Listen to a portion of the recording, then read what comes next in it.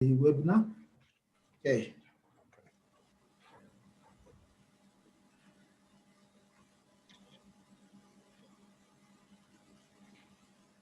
We are live, Chair. We can start. Okay. I just see okay. There you go. Okay. Thank you very much, colleagues, President, fellow professionals, VA reps, all protocol observed. Welcome to this CPD webinar. We are here to unpack mainly the outcome of a survey that SACAP conducted between November last year and January this year. There are a number of gaps in terms of our current offering in terms of CPD courses that were flagged, and we thought it prudent that perhaps before council guides us in terms of how to address those gaps, we should have this consultative exercise to just get some ideas in terms of some of the fundamental issues that emanated from that survey. So in terms of our agenda, first we will, we have got the honor to have the President of the South African Council for the Architectural Profession in our midst. So we'll first give him the opportunity to address the webinar. And then we will then, I will then just give a brief overview in terms of the fundamentals in terms of the CPD policy issues. And then Dr. Judith will then zoom in to the findings of the survey that I've alluded to. And then later on in our agenda, we will then, perhaps whilst I'm going through that, Nita, is it possible you can share the agenda so that members are familiar with what I'm talking about? I know it was circulated, but just for purposes of this exercise. Yeah, so as you can see, we'll have the President there giving us his opening remarks. And then item 2, I will give an overview in terms of the CPD conditions.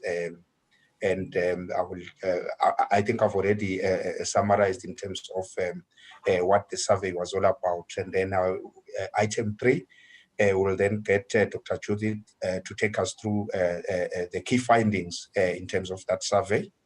And then item 4 on the agenda, we will get a council member and member of the CPD committee, Ms. Mandi Sadaki, to zoom in to something that came up more recently, as we have been asked to accelerate the process in terms of RPL, the implementation of the RPL policy. I think that has been a tall order from the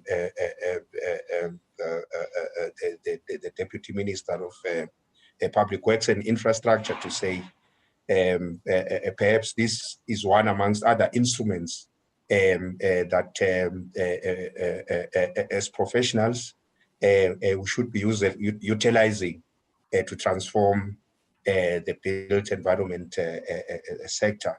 So Ms. Daki will then give us a sense there in terms of the kind of gaps that we have identified, and the kind of interventions that we want to put on the table in terms of how CPD can assist in terms of bridging those gaps. And then item number 5 will get Ms. Nita to deal with the administrative issues in as far as CPD compliance is concerned. And then the last item will then be a session where colleagues, you will have the opportunity to ask whatever questions that you may have. As we proceed, I will encourage participants to use the chat box or the question, the Q&A box to jot down their questions, so that when we get there, we just zoom into the questions and try and address those. And in terms of how we are going to deal with the question and answer session, all members, we have got council members within our midst. We have got CPD committee members that are also participating. So they will assist in terms of responding to whatever questions that come up as we go through the agenda. And then finally, item number 10, we'll have the deputy, the vice president of council to give us closing remarks. So, colleague. Yes, you can ask the people to. Sorry, I missed that, Mr. Mnetsi. My apologies, sir. Oh, okay. All right. Okay. So, colleagues, on that note, then, without any waste of time, let's zoom into the first item. I will hand over to our president, Mr. Charles Ndugu, to address the webinar. Over to you, Mr. President. Thank you very much, Dr. Setsabo. It is my honor to welcome all the panelists in today's CPD webinar, and also to welcome the viewers and the listeners that are listening through the social media platforms that we have as SACAP. This is one of the consultative moments or webinar that we usually have, and it's part of our mandate to consult our stakeholders, the voluntary association, the public, registered persons. We will always do that. We will always make sure that we consult at all times, because this profession belongs to all of you. Is not only for the council to decide on behalf of the profession. I also want to thank you for your participation in the previous engagements we had on fees, on code of conduct, ITOW, which we view those as the main mandates of SACAP. And we appreciate your presence today, and we're looking forward to positive engagements and suggestions that you may put forward. In those words, I would like to welcome everyone. Thank you very much.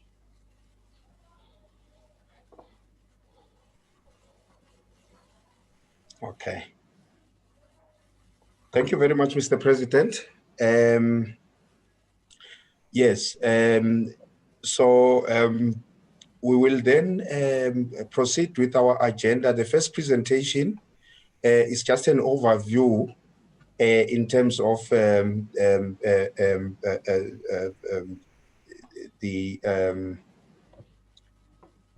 significance of CPD compliance. Whilst Nita is projecting that presentation on the screen, just to give a sense, CPD is so critical in as far as registered persons being conversant with CPD compliance and certification processes, and in line in terms of the impact that has on the overall SACAP vision and mission, is that in line with positioning the architectural profession as leader in the built environment space globally, CPD ensures that RPs are kept abreast of contemporary trends in the profession. And how we do that is that SACAP from time to time scrutinizes the kind of courses that are offered by our VAs. And we always encourage that CPD courses that are offered, they deal with contemporary issues in the architectural profession, so that professionals are kept abreast of the fundamental issues that are taking place globally. Nita, are you able to project that first presentation?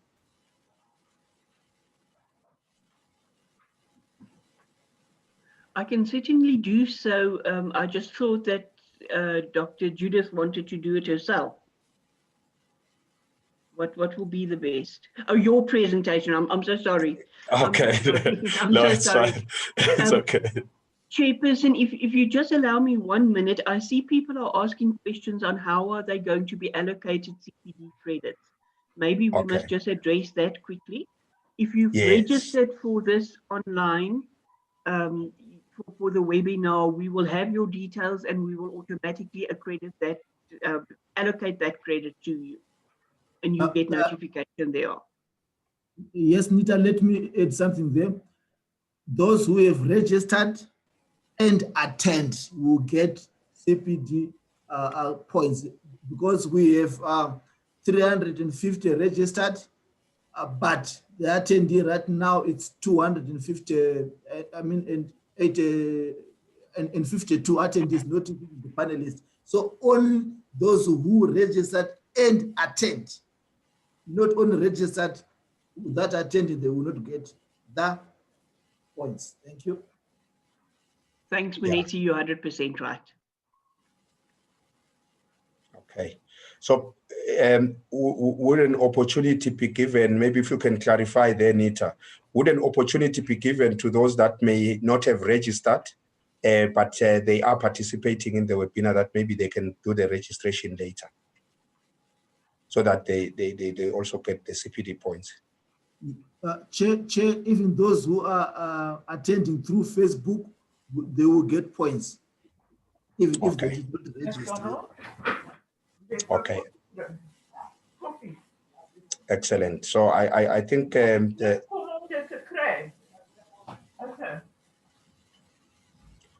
okay. Okay, somebody had their mic on the. Okay, yeah. So I guess I see the comments, and I guess that suffices then, that to say even if you had not registered, you can just indicate maybe after this meeting that you're part of this webinar, and you will be allocated the CPD points for attending this session.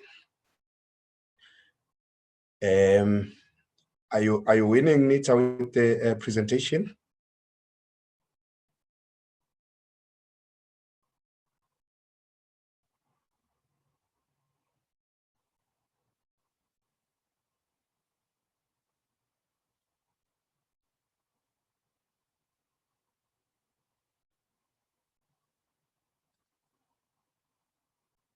Okay, excellent. Here you go, Chair. I've got it for you. Okay, thank you very much. If you go to the first slide, second slide. So basically, we will cover a number of areas. I think they are indicated in the. Can you go back a bit, Nita? I'm sorry, just give me a minute. I'm so sorry.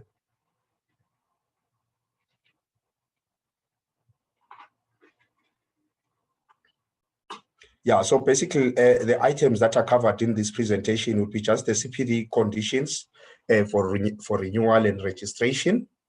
Secondly, we will cover the current level of CPD compliance, and we'll try and do a comparison over the past 3 years to just try and establish some trends there and see which would help us understand in terms of where the issues might be in terms of RPs being compliant with the CPD provisions. And then the third item will then be an introduction to the CPD survey. Are you winning, Nita?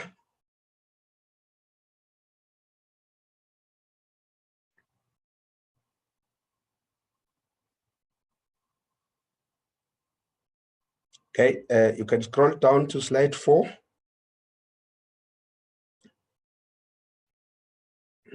Thank you. So the first one, determination of renewal of registration.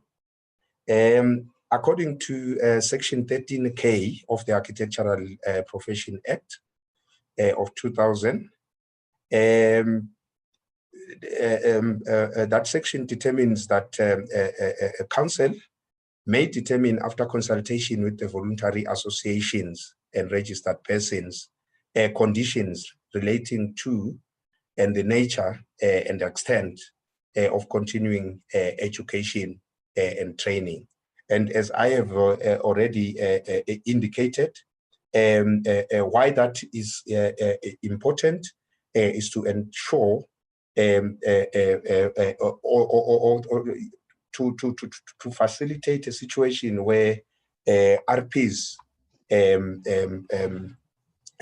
remain conversant with contemporary developments in the architectural profession globally. And then Section 22, subsection 2 of the Act then states that council may determine such conditions for renewal of registration, and this is done in order to determine these conditions, and what then SACAP does, or what SACAP has done is to introduce the what we call continuing professional development, which is commonly referred to as CPD, and this program has been running since 2007. Now, in terms of Section 36 of the Act, SACAP is also required to make amendments from time to time in terms of the policy that guides how CPD is implemented. And fundamentally, this is done to ensure that continuing development of skills, which is in the best interest of the council, registered persons, and the general public at large, those issues are addressed. Hence, then it becomes a compulsory requirement for architectural professionals to comply with CPD provisions. Go on to the next slide, Anita.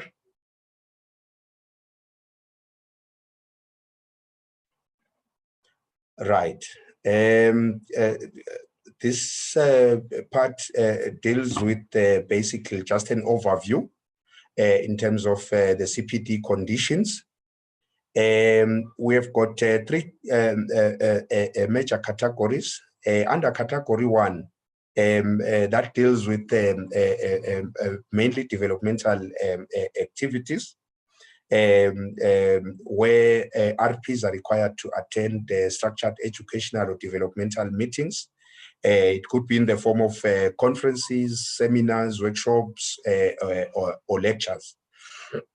And then these must be presented or validated by SACAP recognized VAs or SACAP accredited learning sites. And then there's also mentoring of architectural students in a studio environment at any of the accredited ALSs on a voluntary basis for at least 4 hours per week over a period of a year to the maximum of 3 credits per year. So the requirement there is that RPs need to accumulate at least one credit annually, and then over a 5-year cycle, the requirement then is 5 credits. The next slide deals with the second category, which is work-based activities.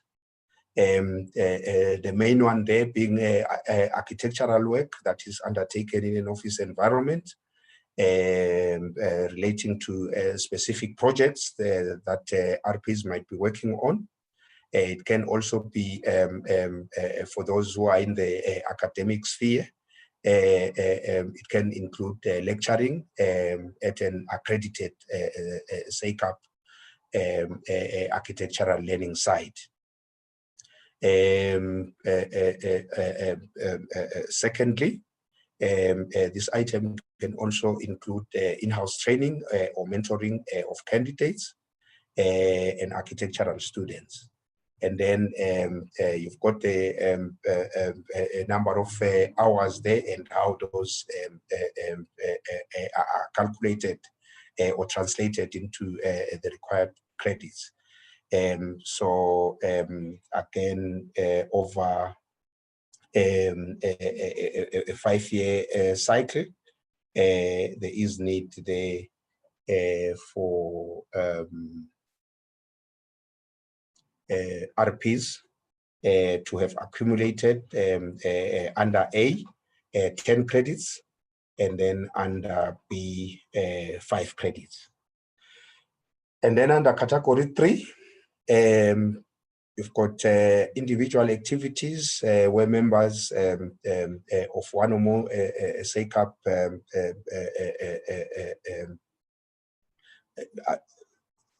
where RPs are required to affiliate or to be members or to have membership with one or more of the recognized VAs that we have under the SACAP fold. And then under B, the board notice also outlined a number of individual activities that RPs can embark on that will also allow them to earn the credits that are required for them to remain compliant today. So under the first one, A, there's 5 credits required, and then under the individual activities, if compliance is sought, using those activities that are listed in the board notice, 15 credits would be required over a 5-year cycle. And then, that's basically an overview in terms of the compliance requirements for CPD. And this is a process that is run in a 5-year cycle. And then one must also, if you go to the next slide, Nita, if you look at the statistics there in terms of compliance over the past 3 years, you do pick up that there has been a consistent decline in terms of compliance almost in all the categories, with the exception of a few. I think this is the professional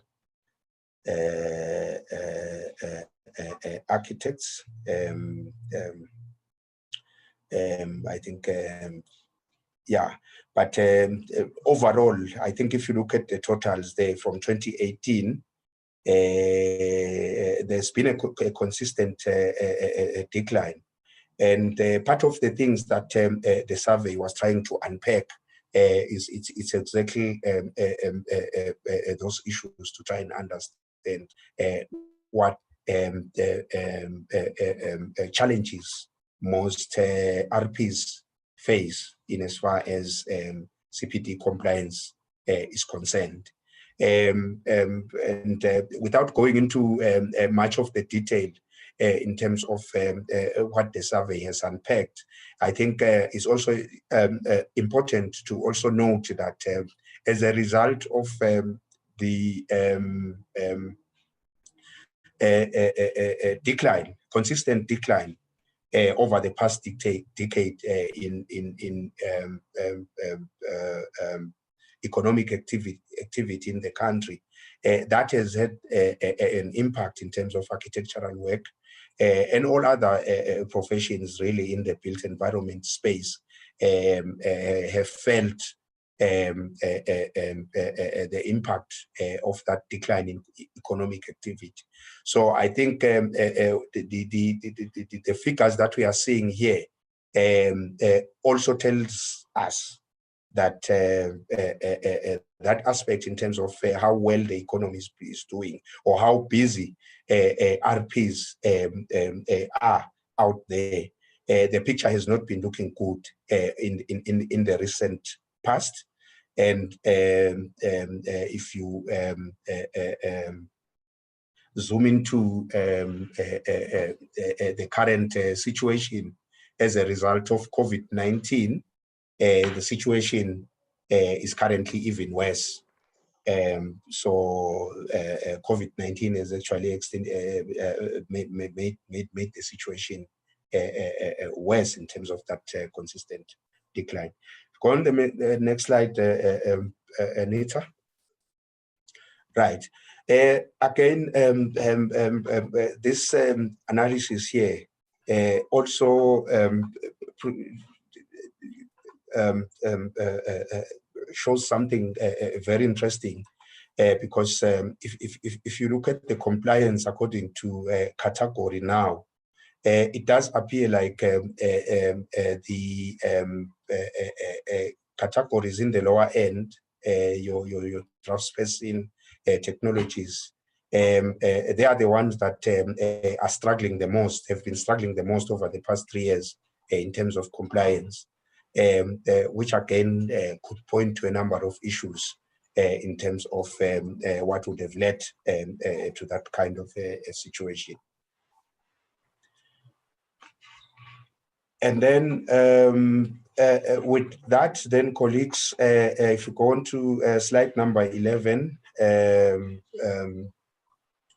in an effort to provide the best service, and in particular to attend to any difficulty or problems that RPs might experience in obtaining or in complying with the CPD requirements, we had to then embark on this survey that my colleague, Dr. Judith, will take us through. This was run between November last year and January this year. Whilst the response was not so pleasant, we only managed to get about 9.24 in terms of the rate of response vis-a-vis the number of RPs that we have in our database. But the findings that are coming out of this survey, as we will interrogate them in the next presentation, they point to a number of issues, which I think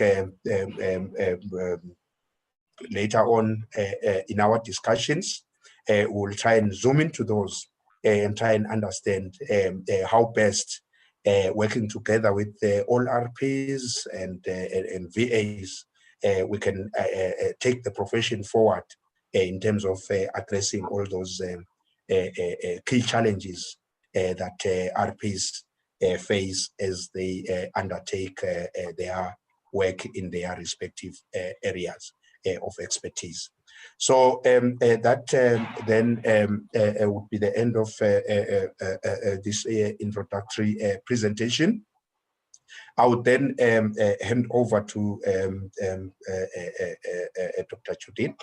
Dr. Judith is a member of the CPD Committee of Council.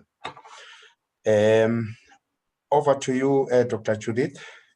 She will basically be taking us through the findings of the survey, and if RPs can just take note in terms of the main challenges that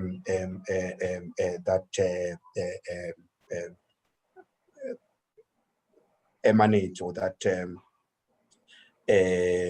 emerge out of the findings of this survey. Thank you very much. Over to you, Dr. Judith. Yes. Good morning, colleagues. Thank you all for attending this presentation, and I believe we would get a lot of information that can be useful in taking the profession forward.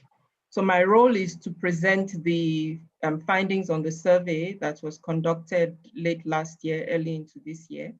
And like we've already seen, Chair has shared the conditions for the renewal of CPD points and how we can get RPs keep their registration. So this presentation will focus more on the category 1 CPD points that we need to have to remain as registered professionals.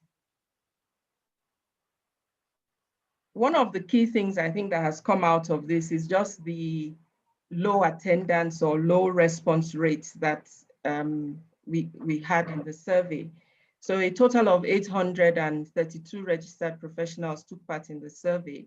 This is just about 9% of a total of 9,002 registered professionals at the time of the survey. So we see professional architects, only 85% took part in the survey. Professional senior architectural technologists, we had 10% of the full, all registered persons taking part. And then professional architectural technologists, only about 9%, and professional architectural draftspersons, 9%. So out of this, the highest category that participated in terms of percentage was the senior architectural technologist. But in terms of numbers, we had the professional architects being the highest that participated in the survey.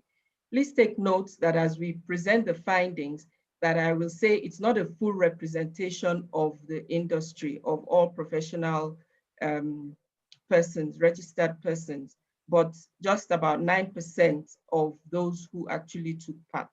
So we're just hearing a small section of voices in this survey. Now, in presenting the findings, we or the survey, first of all, the survey questions, we had about 9 of them.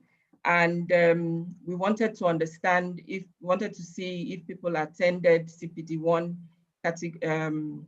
activities during the year. Wanted also to know what time of the day those activities took place, if the location of the venue was convenient, that is convenient for them to get to, and whether it was accessible for disabled persons. Also, we wanted to know how much people paid at the time and if they got value for the money. And if it was a no response, we also wanted to understand why they felt, what their opinion was generally about value for money. Then the next question was with relevance to education. Was it relevant? Was it of educational value? And then wanted to know what the content was. And I think that's one that we would all want to know more about. What were the content of these CPD activities, and what would people actually like to have in terms of content?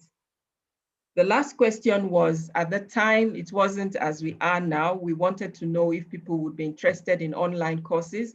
And I think that question is sort of playing out in our reality post-COVID situation. So attendance, like we've indicated, was quite low. We had just over 832 respondents. Most of them, that's 80% of them, did indicate that they attended CPD Category 1 activities during the year. This is not surprising because it's the same people that attend the activities that would actually take part in this type of surveys. But about 20% did not attend for the year. In terms of time of the day when the activities actually took place, the highest percentage happened during working hours. That was 78% of the CPD Category 1 activities happened during working hours. This was followed by after hours activities, which was much lower. I mean, 78% happened during the working hours. And then after hours activities, 15%, others at lunchtime, which was 3%. And then over the weekend, we had only a 4% of the activities happening. Convenience was location convenience of location of venue. So how convenient did you find the location of the venues where the CPD Category 1 activities actually took place? Some said extremely convenient. The highest was, it was somewhat convenient, which was followed by very convenient. And then others, 20% was not convenient, 15% was not at all, it was not convenient. I think this actually focused on or raised the issues of how far did you have to travel to attend these CPD activities. I think going forward, we may have better solutions in terms of the online, more so many people cannot travel to activities now. Then accessibility for disabled people with disabilities. Disabilities including hearing, physical, all inclusive in terms of disabilities. And we see there was a high percentage of people saying the venue was convenient for them. Now, we need to remember that only 17% or 17 of the 832 persons who responded were actually disabled. So this is a 2%, just over 2% of participants that were disabled. And this was their response, that it was actually accessible. How much did you pay for these activities?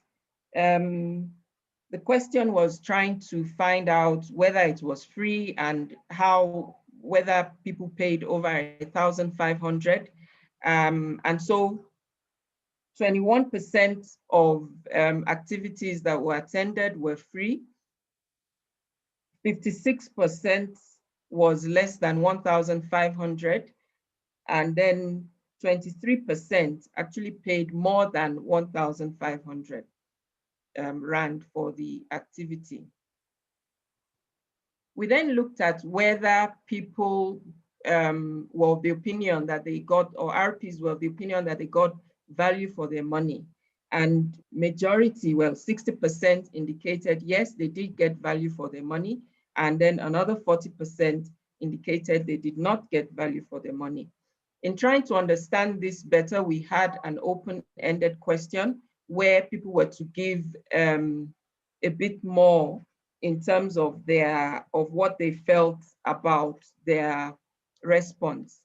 And so two participants we looked at was one age 67, was a Black, race was Black, gender male, province was in Gauteng, qualification is not qualified, category of registration was a professional architectural technologist, and he registered in 2007, and his status is up to date. The other one was a 29-year-old white female from the Western Cape. She's registered, her qualification is the MArch, and she's registered as a professional architect. Registration was in 2014, and the status is up to date. So this shows a wide range of the type of respondents we had taking part in the survey. In terms of the value for money, we tried to understand a bit more whether participants, and asked participants to give more information in terms of the value for money. So one interesting one was people felt they're paying extra for attendance on top of paying annual fees, and felt that was a problem. Content not up to standard was also why people felt they were not getting value for money.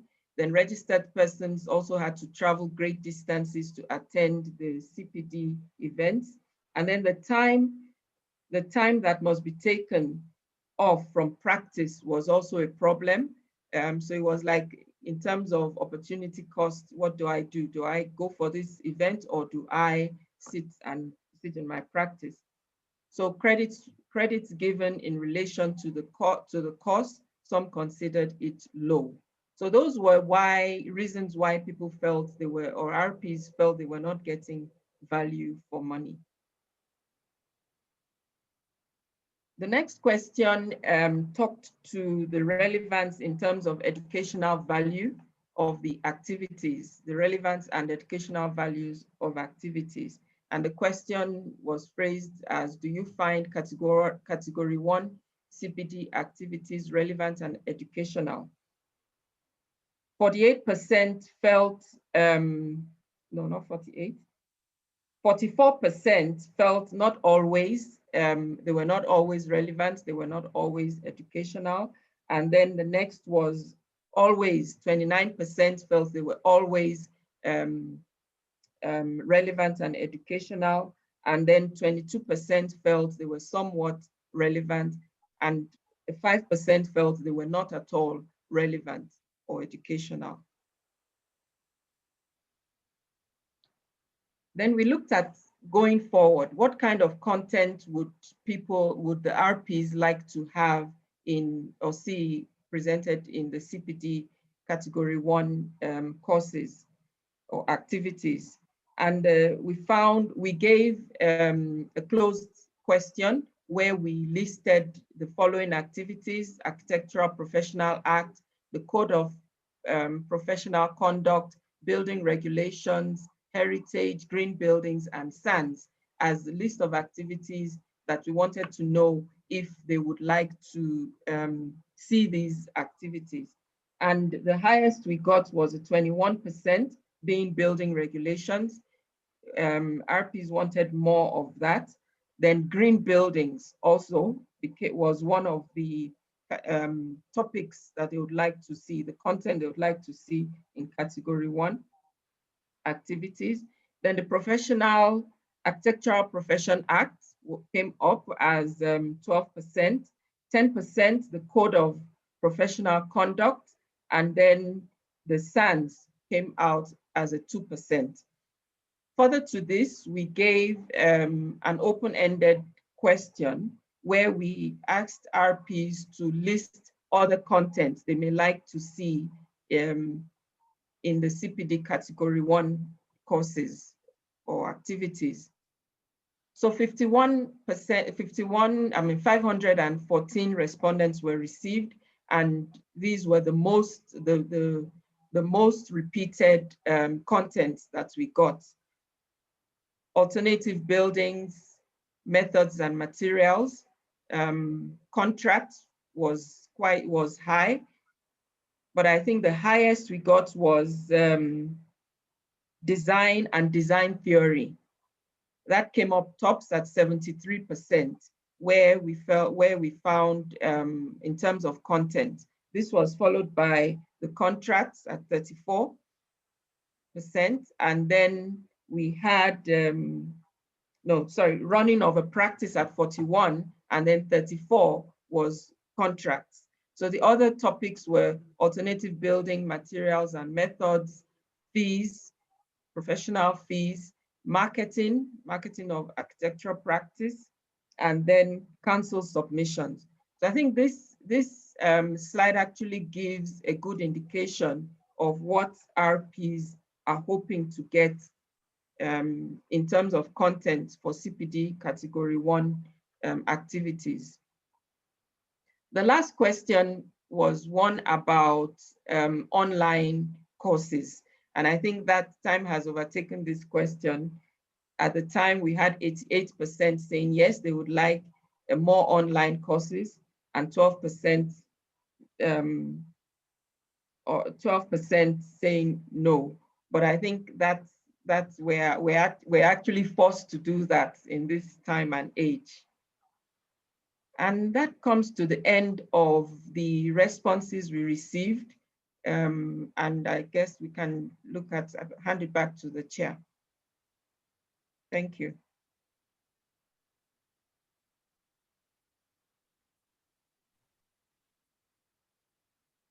Okay, thank you very much, Dr. Churi. So perhaps then now we can move on to I don't know if, yeah, perhaps let's take all the presentations and then deal with the questions together after we've had all the presentations. So the next presentation speaks to the gaps that have been identified in terms of RPL implementation. I will ask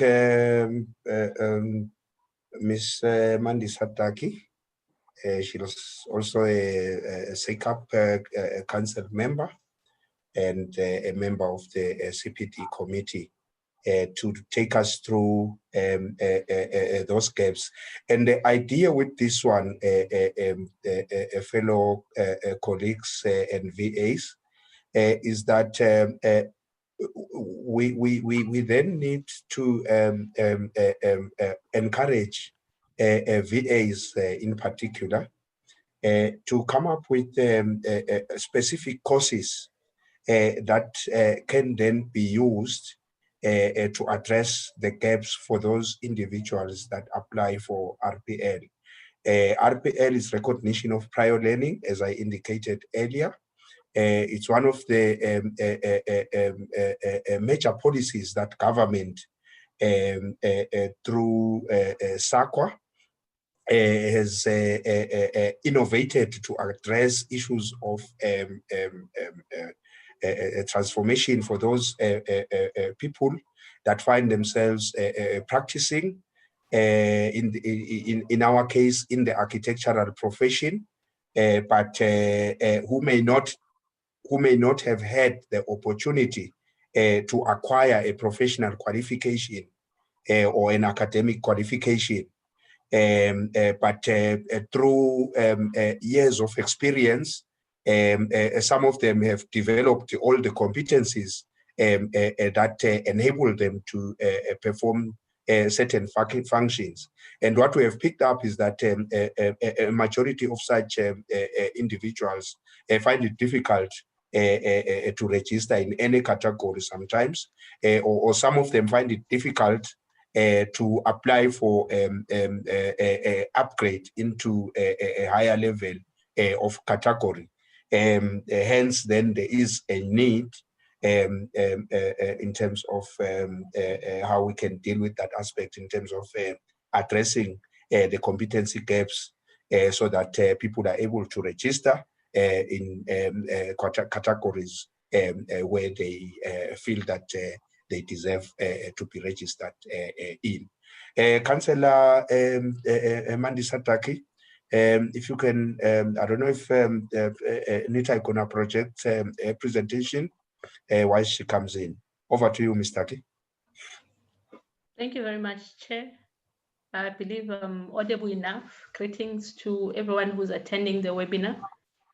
I know that the President was involved in the beginning. Thank you very much. I acknowledge the Chair, the councillors, and also the panelists and the registered professionals that are watching in all platforms. My name is Mandisa. I'll just go through the presentation as I sit as a committee member in the CPD, as well as in the RPL committee. I don't know if Nita, you will assist me with projecting the presentation. May I request that you assist me with that?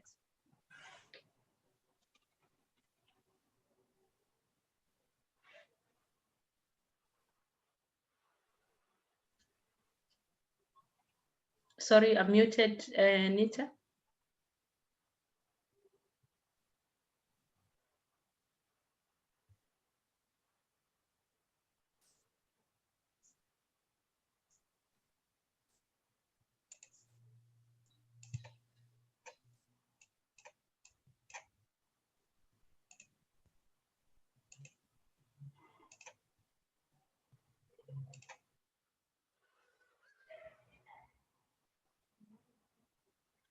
Can you see the screen from my side? Yes, we can see it, ma'am.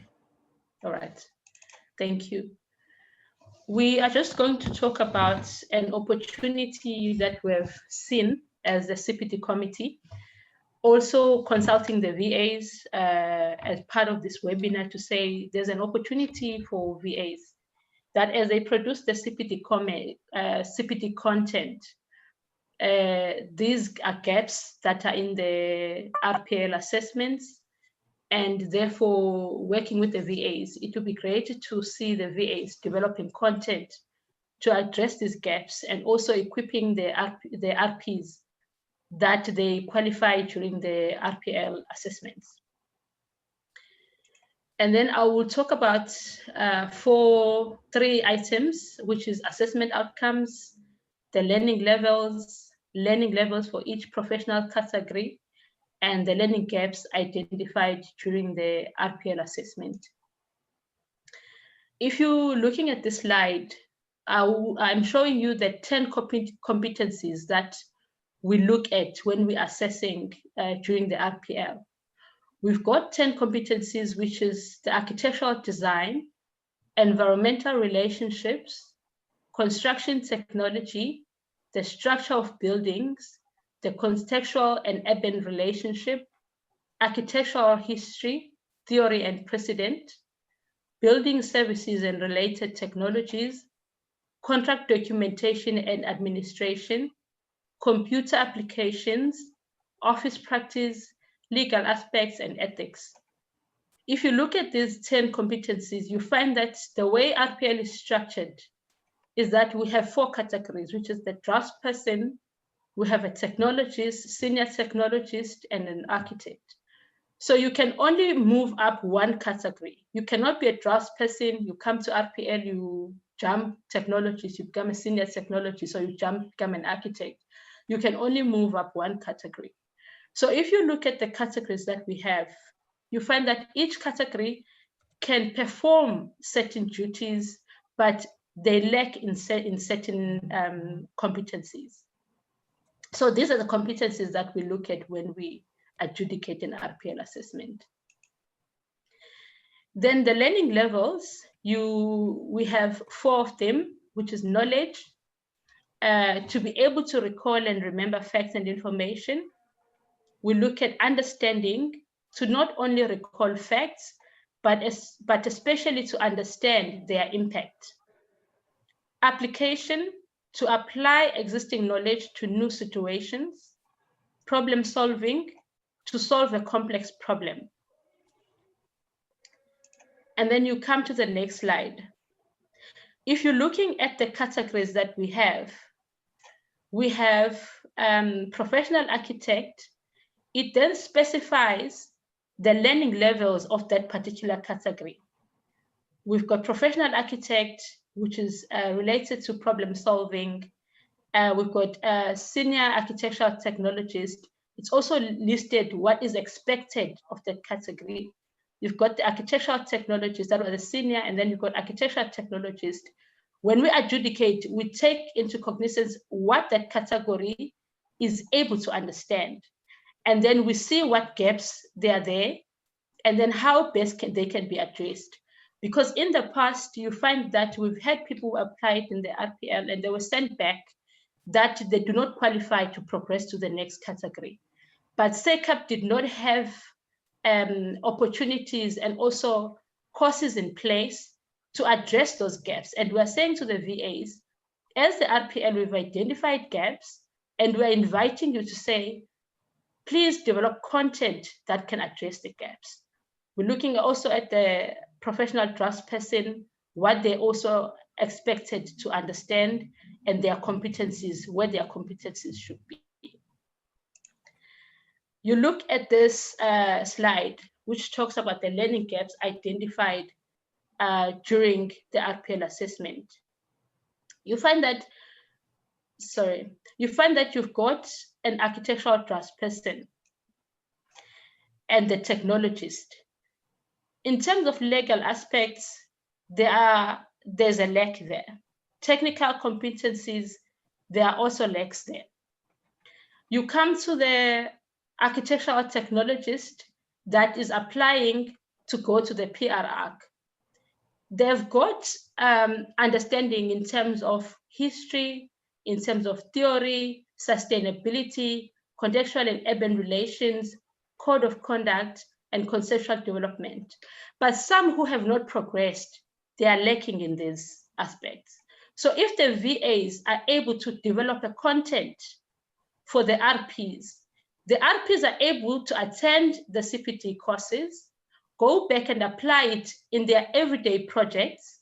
When they come to the RPL, they are able to display those competencies, because you must understand when they are already coming to the assessment, during that adjudication, if they don't meet the competencies, they go back as people who have been unsuccessful.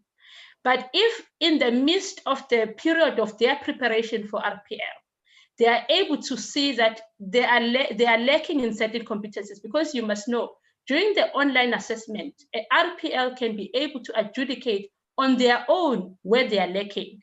But at the moment, there is no VA or there is no institution that is able to provide content and courses, whether they are short-term courses that the RPs are able to attend.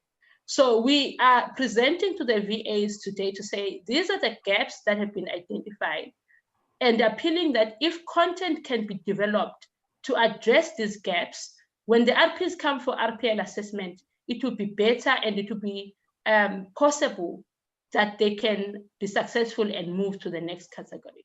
So I want to bring it at that, and I believe, Chairperson, I have addressed part of this presentation. Thank you so much. Yes, thank you very much, Councillor Mandisa. A very important presentation indeed. And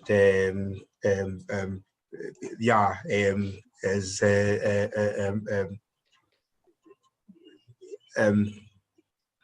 it's been indicated in the presentation, there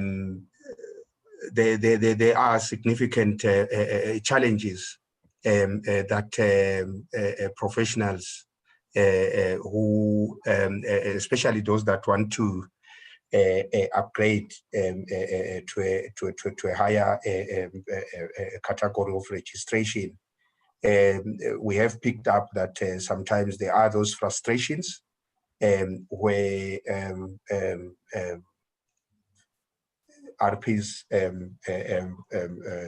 attend back because perhaps they did not get maybe sufficient support in terms of preparing or putting together a submission or an application for an upgrade. And what we are saying here is that we've viewed this as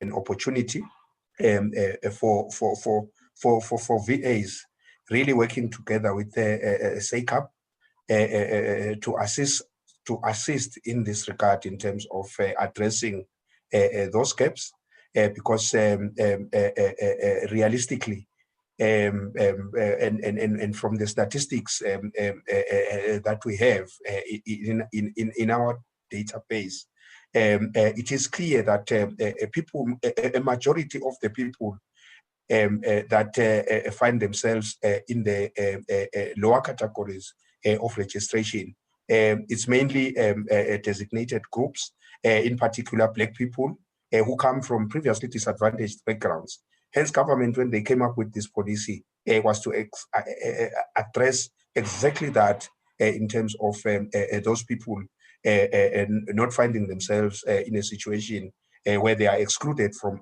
opportunities, whereas based on their experience record, they have developed certain competencies that can be nurtured to enable them to participate effectively in categories that matter, in as far as the different categories that of registrations that we have. So with that, colleagues, I'm taking note of all the comments that are coming in. We will address them shortly. And as we indicated, I think at this point, I will take the last presentation on the administrative issues in as far as CPD compliance is concerned. And I will ask Ms. Nita to take us through that. Over to you, Ms. Nita. Thank you, Chair. Thank you very much for the opportunity. Please just allow me some time to share my presentation with all of you. Sure.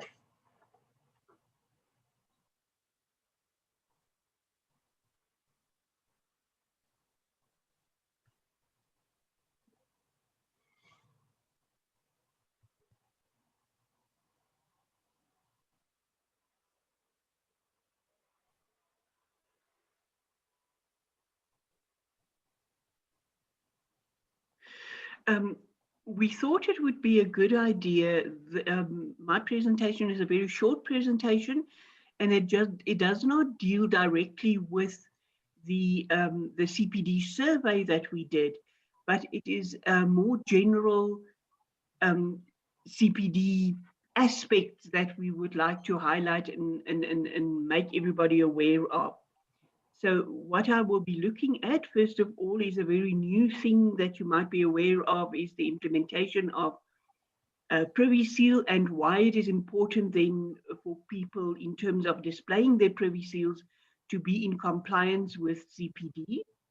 Then I also want to just highlight the extension period for the renewal of registration that has been granted by Council to people that had to renew their registration in 2020. As well as the people that's got to renew their registration in 2021. Then I also would like to highlight in terms of re-registration after a person's registration has been suspended for non-payment, the requirements, CPD requirements after re-registration, and then also the importance of proof of attendance of Category 1 CPD activities. So first of all, I hope that everybody has seen the new privy seals that you can display on the one above is an image of what you can display, for instance, on your social media, on your emails. The criteria for a registered professional to be able to access his or her privy seal is that they must be registered firstly as a professional, they must be active, and they must have complied with all the CPD requirements in their current CPD conditions, in this current CPD renewal cycle. And that is what the privy seal then looks like. The privy seal then also will give you a certificate that you will see looks a bit different from what it used to look, in that it's not very clear here, but if you open your own certificate, you'll see that it gives you the real-time verification of your registration, and it also displays the seal here. What I also wanted to show everybody is that if you scan the seal, I basically did it with my cell phone. It opens up on your cell phone or on a scanner, it will open up your registration certificate. And again, I want to emphasize that that is real-time verification. So it will give you the date and the exact time that you access that certificate. Extension of period of renewal for 2020 and 2021. The CPD committee realized very shortly after the whole COVID pandemic started that registered professionals will have difficulty to comply with the CPD requirements. First of all, we get a number of people that had to renew their registration on the 1st of January 2020 that was not able to do so and would then ask for an extension, apply for an extension. And certainly for the first few months, there was hardly any CPD activities available. So they were then granted until the 31st of December 2020 to comply. I think people that are even more affected are the people that got to renew in 2021. So they would have had to renew their registration by the 1st of January 2021. They've all automatically been granted an extension until the end of December 2021. We also had a number of people, registered professionals, that had already applied for the extensions for 2020. They were then given this automatic extension and they were credited for the amount that they paid for their extension. And then lastly, it's the registered professionals who re-registered after having their registration suspended and therefore required to obtain an additional 2 Category 1 credits were granted an additional 12 months in order to do so.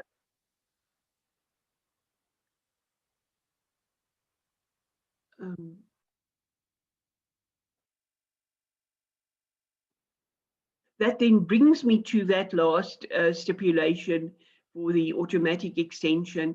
In terms of the CPD rules, any person who's had their registration suspended and then re-registers must within the first 12 months of re-registration claim at least 2 penalty CPD credits from Category 1 within the 12 months. Now, obviously, as we said previously, for these 2 years that would have been extended, these credits are required in addition to the credits that they normally would have required to obtain per annum. So if that then means that they must still get that 1 credit in Category 1 that is that they are compelled to do in terms of the CPD requirements, but then they must also get the penalty credit. Professionals that re-registered after their registrations being cancelled due to non-payment will be required to then in their current CPD cycle claim 27 CPD credits, of which 7 must be then from Category 1. I think that is very important that we all take note of that requirement. And as I say, that is in terms of the CPD board notice. I also just wanted to show why we always insist on having a certificate of attendance from a voluntary association that validated a CPD category 1 activity. So the registered person would give us the proof of their attendance in the form of a certificate. When they claim the credit on their online profile, they'll be required to attach that certificate as proof. Before we can approve that claim, we will look at that. We will look at, was it presented, was it validated by a recognized voluntary association, how many credits and the dates and all those things, and only then do we approve it. We find often that registered persons start panicking when they get a notice that says your credit has been denied. But if they read the rest of the message, it will say, please just submit the CPD certificate, the attendance certificate. And that is the end of what I wanted to bring under your attention. Thank you very much.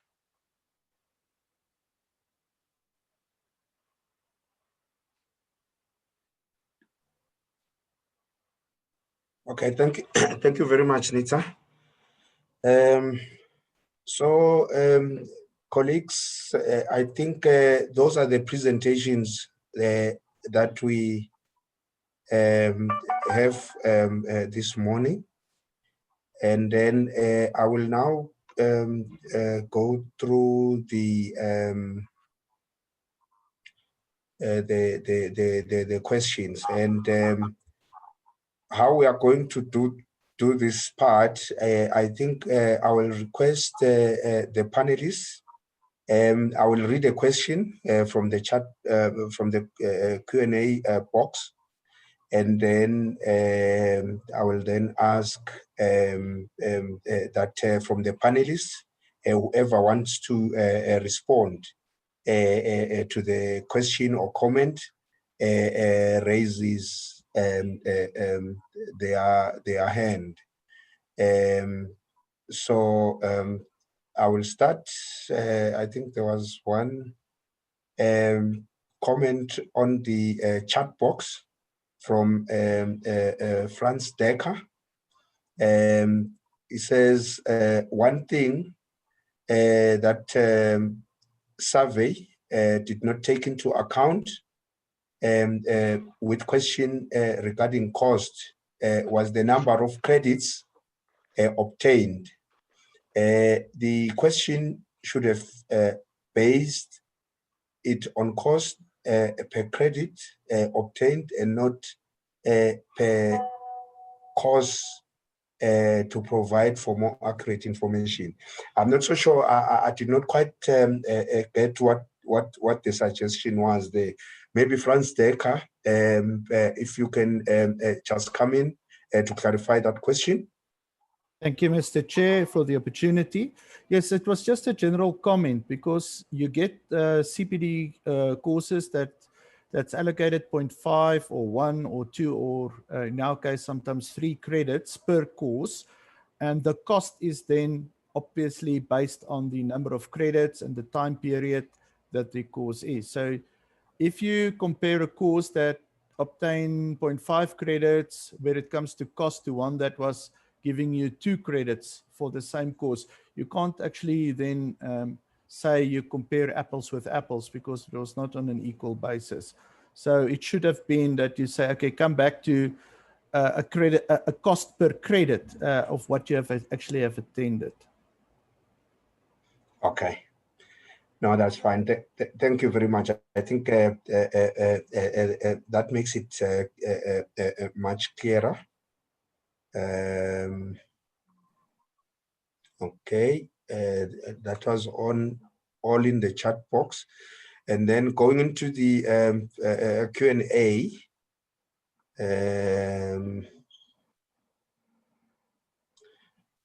There's a question from Jakes Tutoy. saying good day. It was advertised that this webinar will grant members one category, one CPD point. How should we as professional architects claim this point?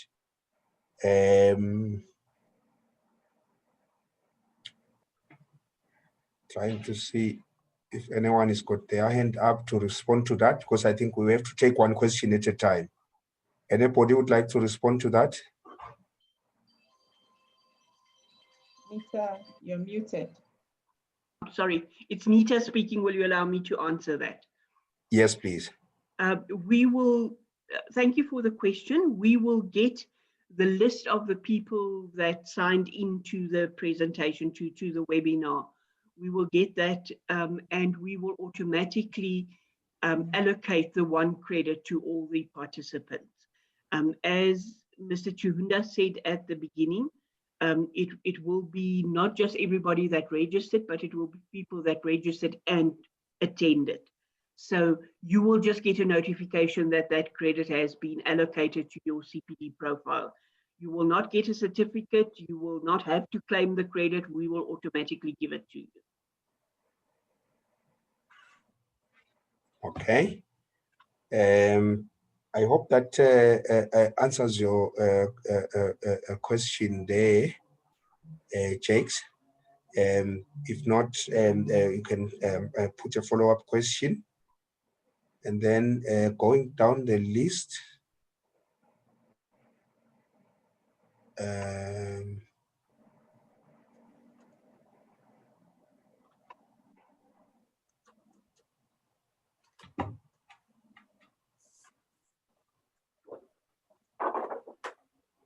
okay. There's this one from Lavelle Riga.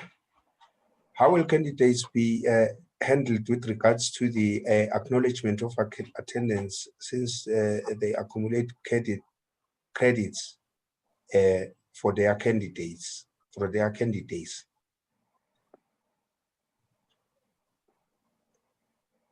Anybody wants to respond to that?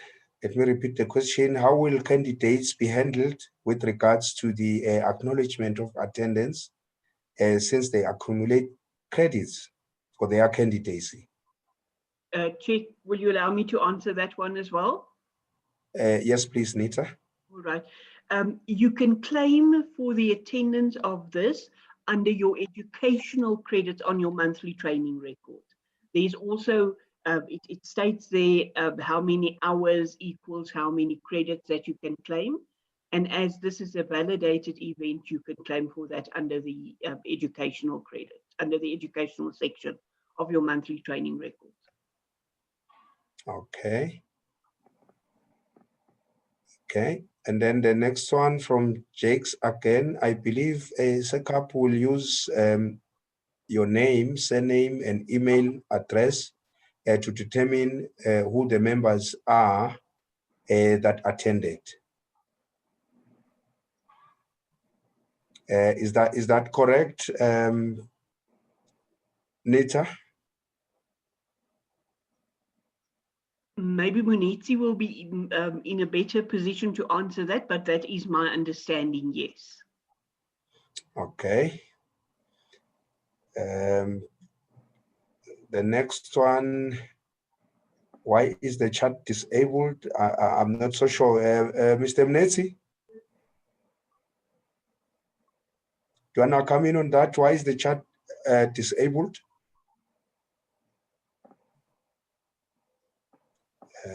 I'm not so sure if Mr. Munetsi is here, but he'll probably respond to that in due course.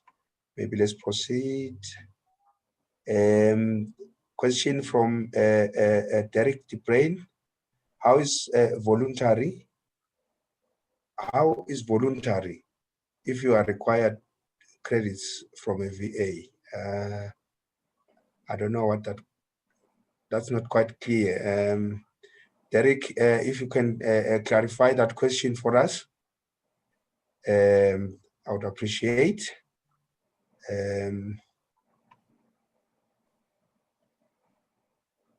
Would you allow me to respond to that question? I think I understand what is meant there. Yeah, please, Nita. That is the credits that you can claim for membership of a voluntary association.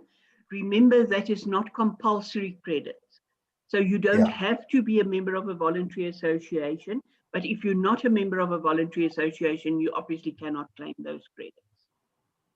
Yeah, okay.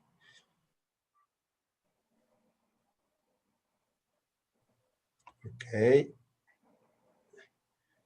And then there's another one from Bernard Rotha.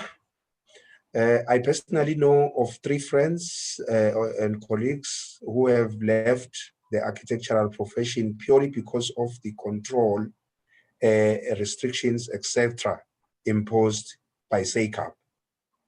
Anybody wants to respond to that? I don't know what are those restrictions, but I suppose, Bernard, you're talking about the compliance requirements for some of these issues. Panelists, anyone wants to respond to that? If I may, Chair. Yeah, please. Yes, I think just to point out that unfortunately, you know, all professions are regulated. Talk about the medical profession, talk about the legal profession. So unfortunately, all professions are regulated, and SACAP does not impose restrictions. SACAP role is to make sure that there are standards in the profession and there is compliance with those standards. And we don't believe that the standards are exclusionary, but the standards are there just to make sure that the standard of service offered to the public meets the requirements. Thank you, Chair. Okay, thanks very much, Registrar. I hope that addresses your question, Bernard. If not, you can put a follow-up question. The next question, some CPD events are just too expensive considering the economic climate. I think that point also came out very strongly in the survey.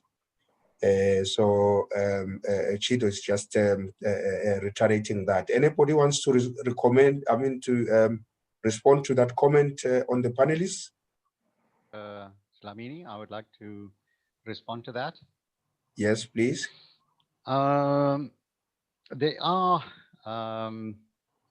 free CPDs, category 1. So the compulsory CPD credits are offered free. I am here representing Cybert, for example, and we offer 3 times a year free CPD. Enough for you to accumulate the 1 credit you need. The compulsory 1 CPD required, if you spread the payment out over a year, averages to just over 100 Rand a month. If you look at the average price of CPDs provided, yes, there are some that are exorbitantly high, but they are good quality CPD for just over 100 Rand a month. And then taking the free into account, I'm not too sure why the delegates or RPs are claiming that it's too expensive. I think for 100 Rand a month, or just over 100 Rand a month, for good quality CB where you're actually getting educational value, is very affordable.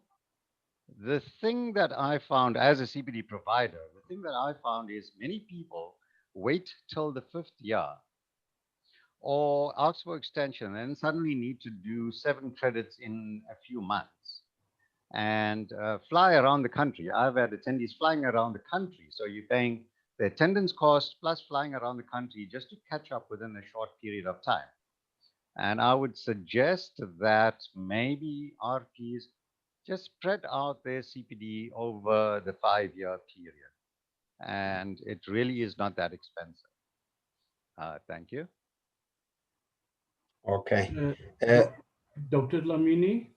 Yes, please come in, Mr. Mohammed. Thanks, Mr. Vitesh.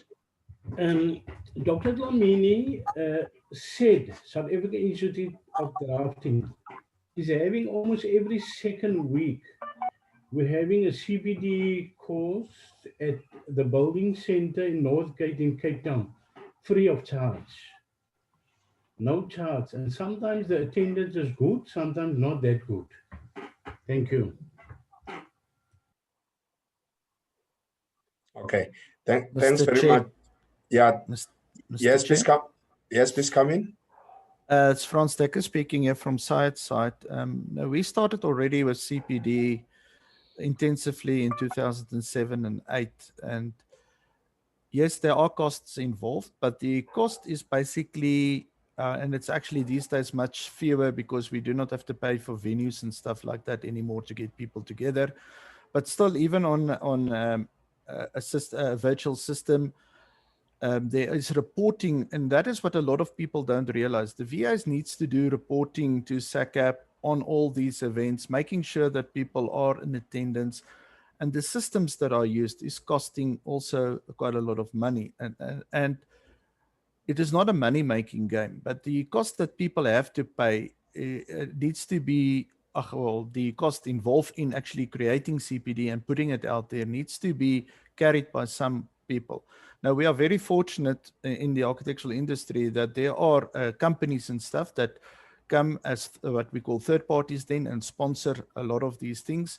But there are other specific workshops that needs to be done. And you could have seen there the requirements for instance, SANS and 1000 and the national building regulations. Now, for somebody to, first of all, to be on top of what's going on there, there's additional costs involved, especially for VAs now to be involved at SABS technical committees and all that, and time that needs to be spent to create the content of these courses. And it's just like doing a drawing, you know, time gets put into presentations, and time is, unfortunately, there's money coupled to that, and VAs can't absorb their cost and can't use membership fees to absorb those costs. So therefore, there is a cost to some of these.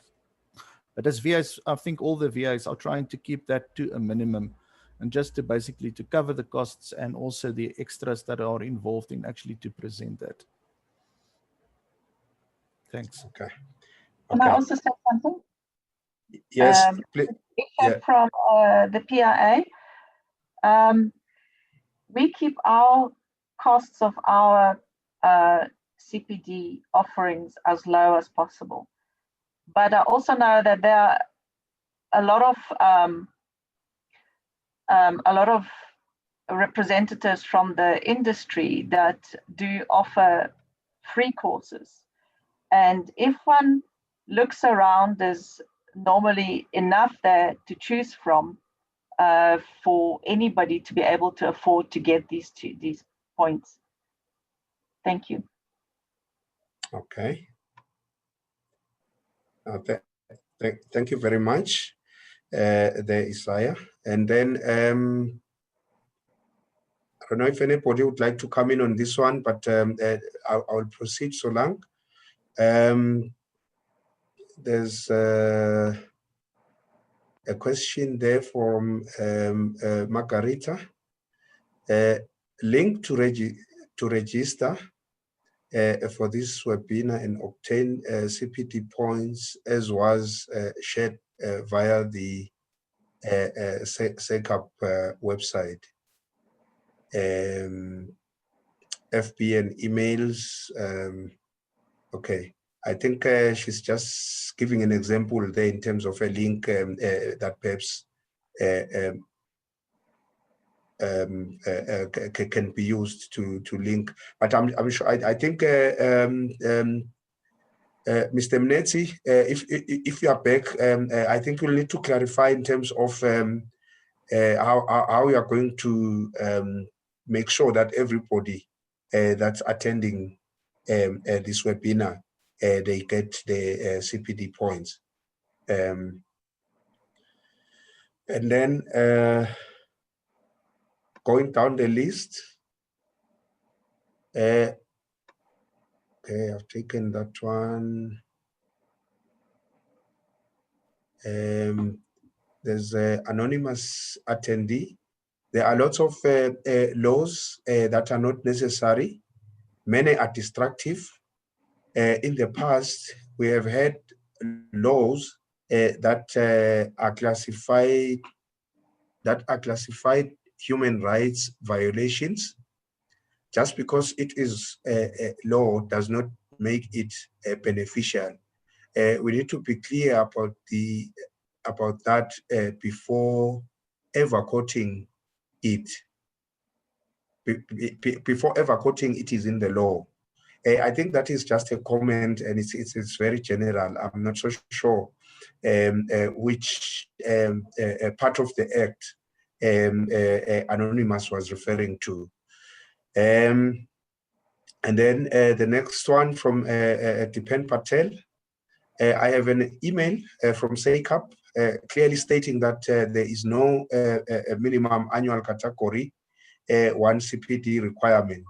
The email indicates that there is only a minimum credit for the 5-year cycle of 5 category 1 points and 20 points in category 2 and category 3 for the 5-year cycle. Total CPD points to be 25 points for the 5-year cycle. Please, can you clarify?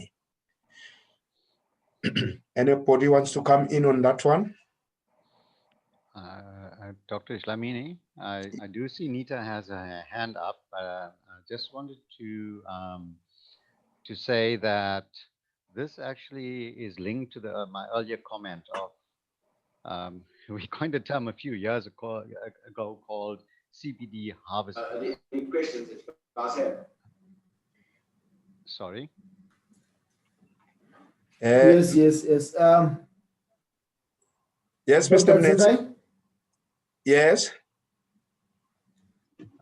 Okay. Let me start from myself. Okay. Yeah, Mr. Mnetsi, I was asking any questions, please ask our colleagues. Yeah. Okay. I will do that. Let me just hold on. Leader. Mr. Mnetsi, can you mute your mic?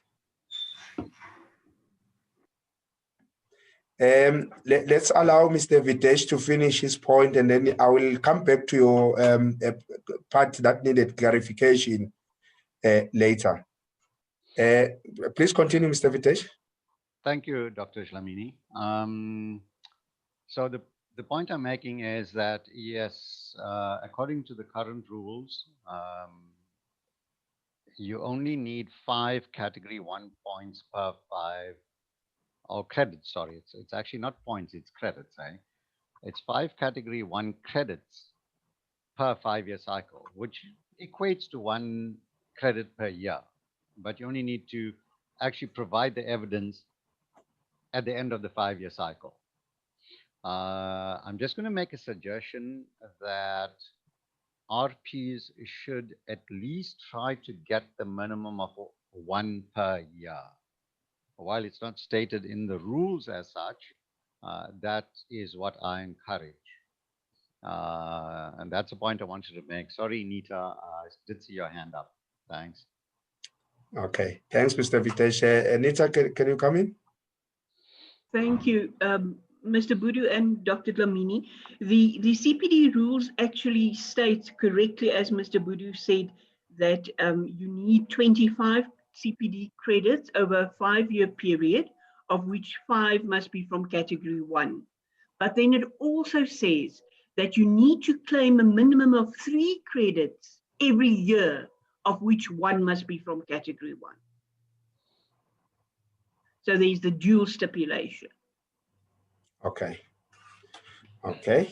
Mr. Patel, that left a comment. I would love for you to send me the email that you received from SACAP, so that we can just give you clarity on that.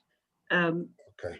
If you don't have my email address, it is on the website, or you can just phone the office and they'll give it to you. Okay. No, thank you very much. And then there's another question from Lavelle. There's a problem that exists for candidates where RPs are taking advantage of having candidates registered under them.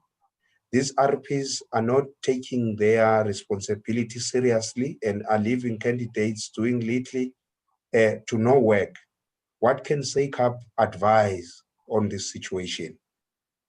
I think it's a very important question. And one wants to jump in, panelists?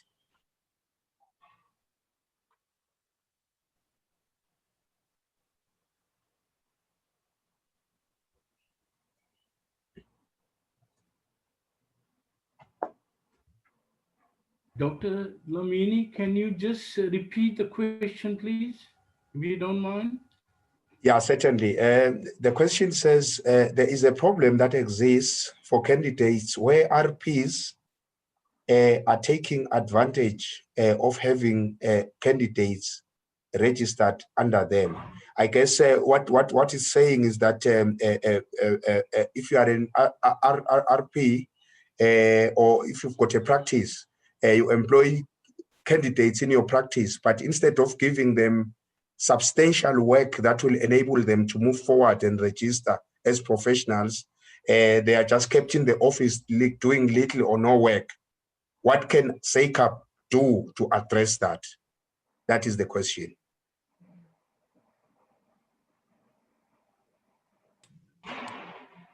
Yeah, but Dr. Lamini, they should be proved.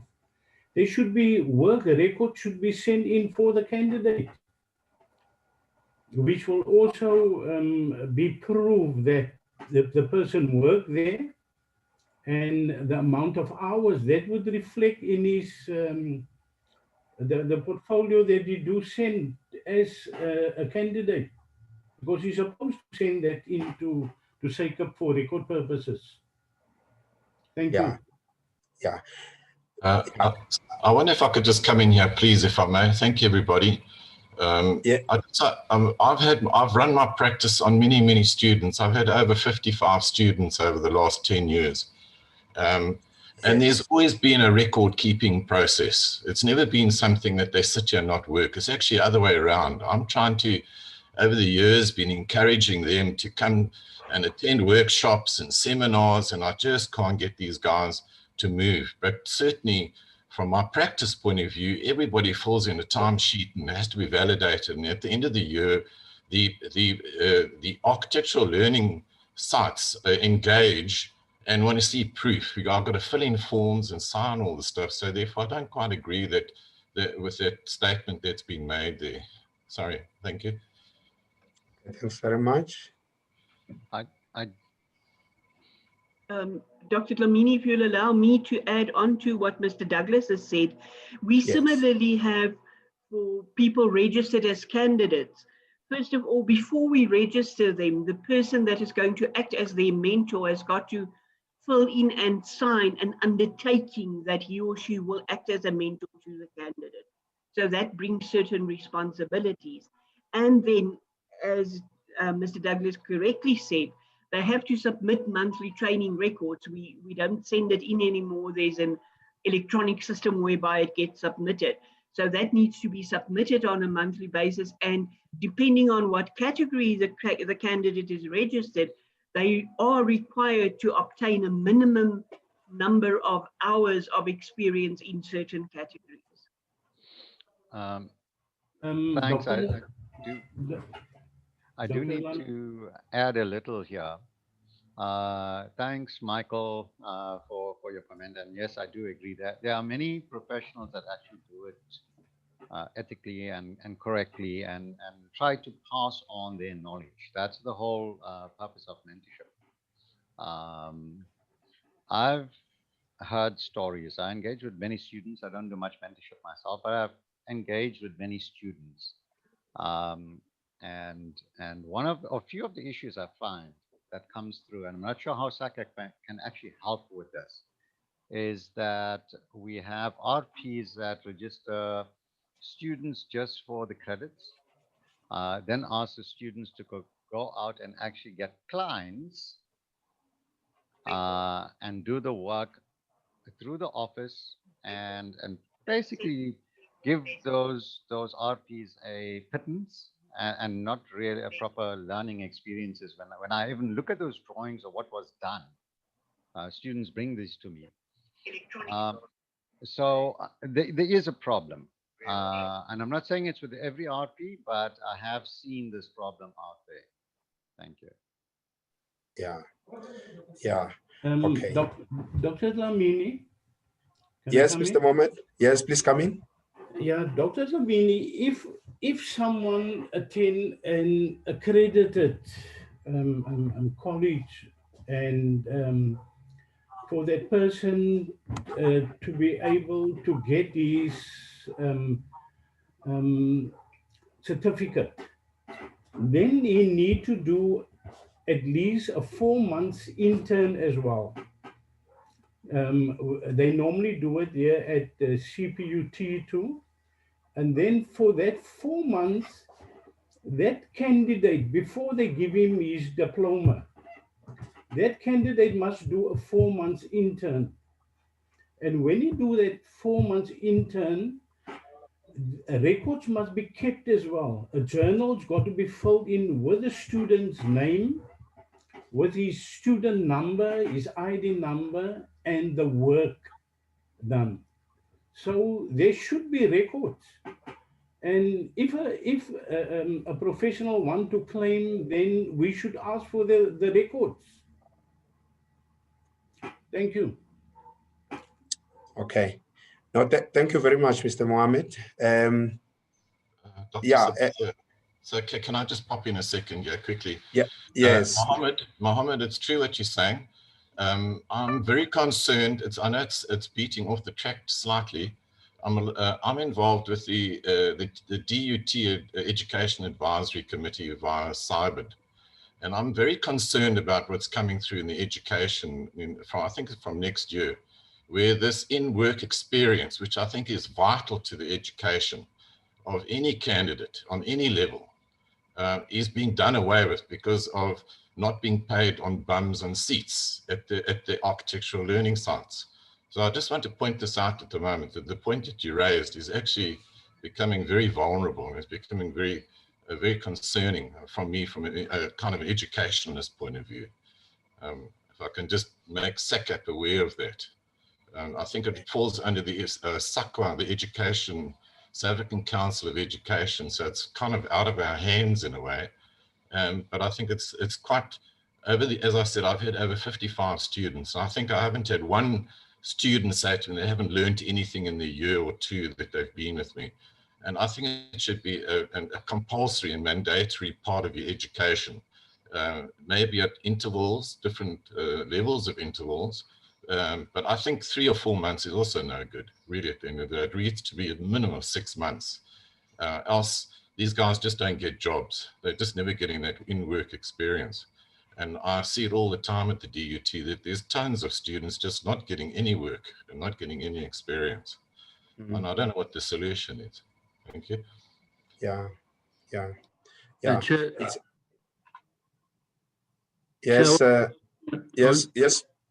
Yes, come in, advocate. Yes, I wanted to just also add something on Lavela's concern, that to the extent that there's any candidate who feels that the mentor is not contributing as required, they should communicate directly with SACAP so that we can be able to deal with each and every case on its merit. I mean, we can be able to mediate and engage that mentor to be able to make sure that they work together. And so that the mentor can impart the knowledge. We know that those few areas that are concerned, but I don't think it's a general thing across the profession. I think there are a lot of mentors who are really committed to contributing to developing the profession. Thank you, Chair. Okay, thank you very much. Yes. Please come in. I can't see who is talking. It's Maureen from the Pretoria Institute for Architecture. Yes, Maureen, please come in. I would also just like to say that many candidates are candidates for far too long. Some candidates have been registered as candidates for 10, even 20 years. I have spoken to Nita and even to the registrar about this before.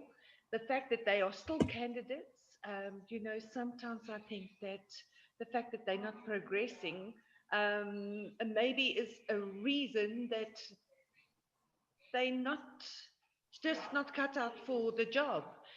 Some people stay as candidates, they never go further, never write the exams. If people are candidates for 10, 20 years, that could also be a reason why people are not giving them work to do, because they're just not willing to go anywhere.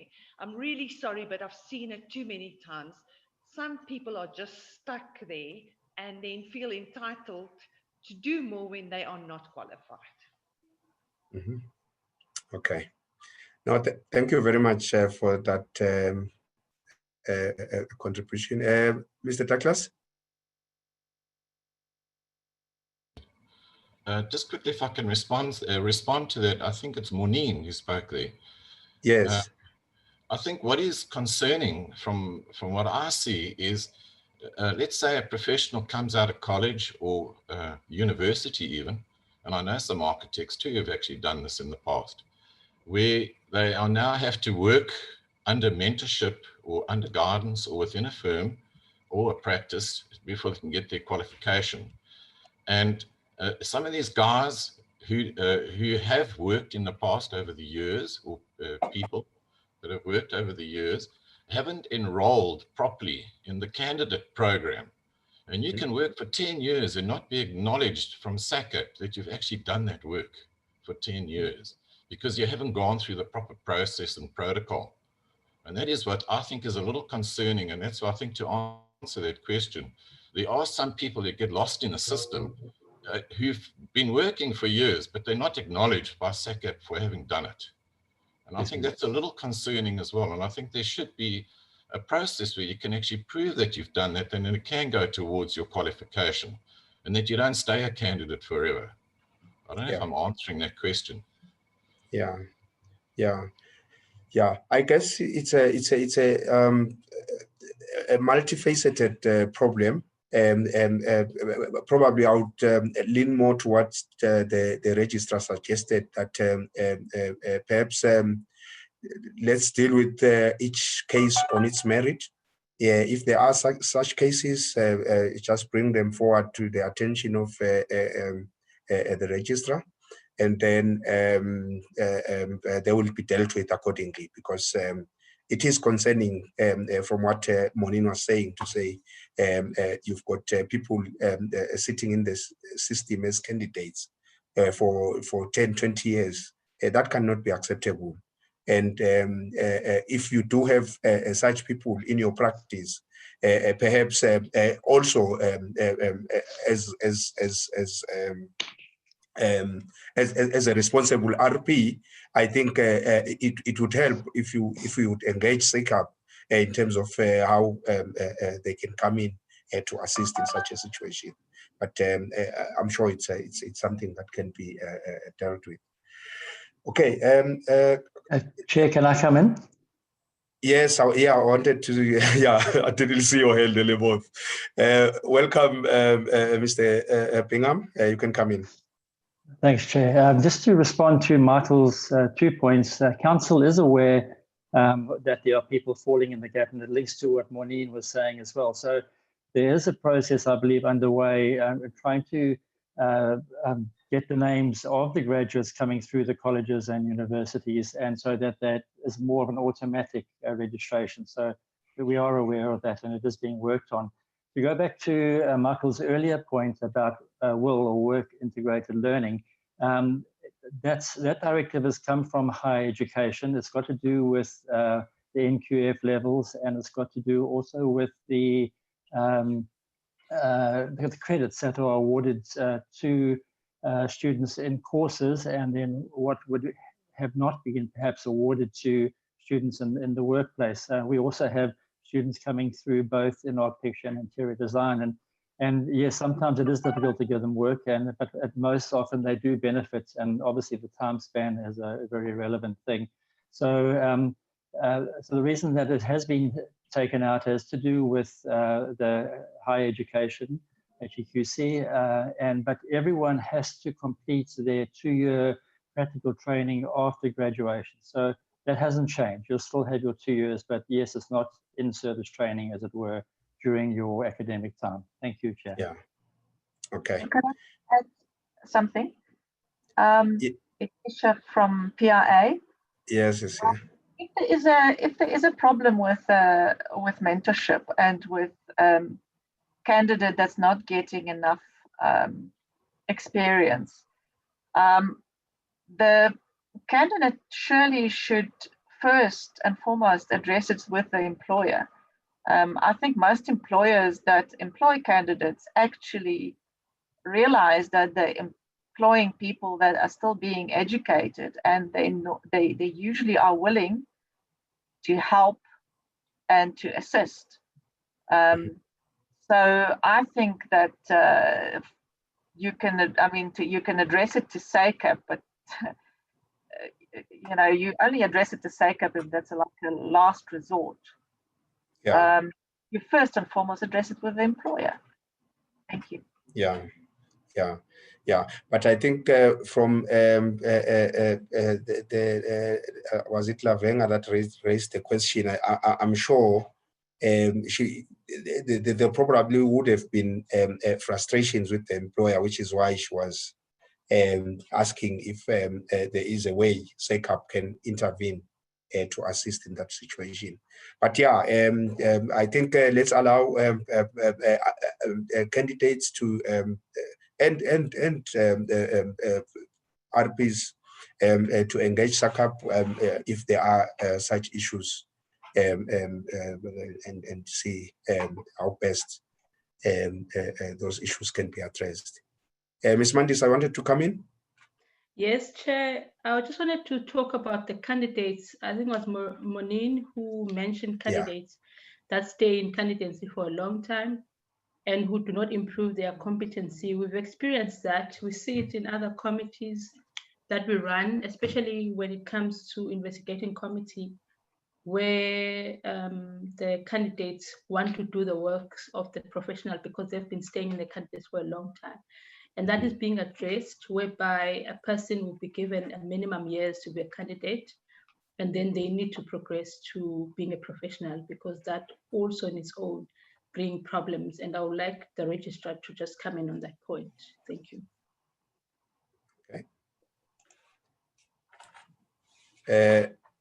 Advocate, yes. No, just to corroborate what Councillor Daki is saying is that we now have a policy which requires that you can only be a candidate for a minimum of 4 years. So it means that you're given an opportunity to try this process 2 times, because normally a candidate period is 2 years. So you are given 2 opportunities. And if you cannot be able to finish your candidature in 4 years, therefore you would have to be removed completely from the register of SACAP. So we are addressing the concerns. Thank you. Yeah, yeah, yeah. Mr. Chairperson, I've got a question then. Yes. What about those candidates that's in the system for 10 years and they form consortiums with other individuals and putting plans in? All these companies, all these professionals, they do take care of their officers and see that they abide by the code of conduct, because there is, like they say, there is loopholes. And who's creating these loopholes? We as professionals ourselves, we undermine the architectural profession. And then in the end, we complain about people not charging properly, and whatever's happening into the architectural profession. But we ourselves are creating these problems. We should see that we get our officers and our practices in order and get these people registered and see that we abide by the code of conduct. Thank you. Okay. I'd like No. Sorry, Chair, can I just add to that Mohammed Mohideen has just said? Yes, Mr. Porter.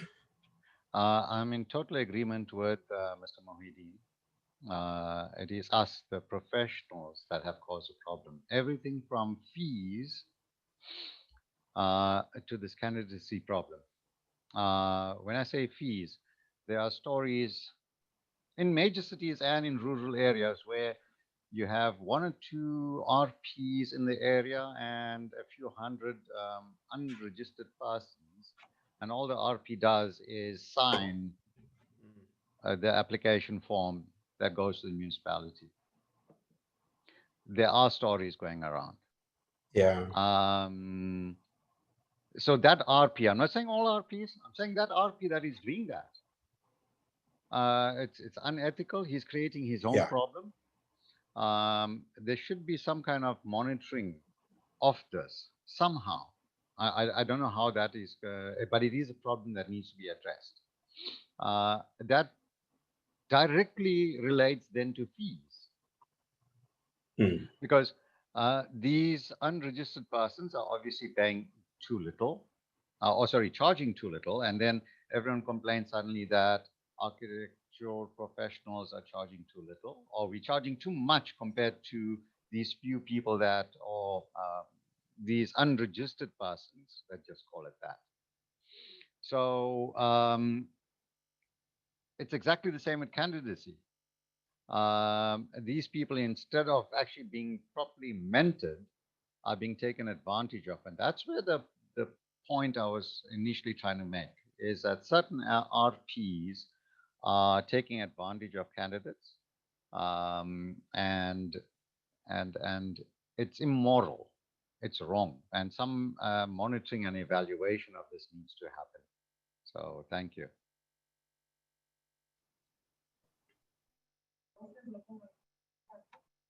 Okay, thank you very much, Mr. Pudu.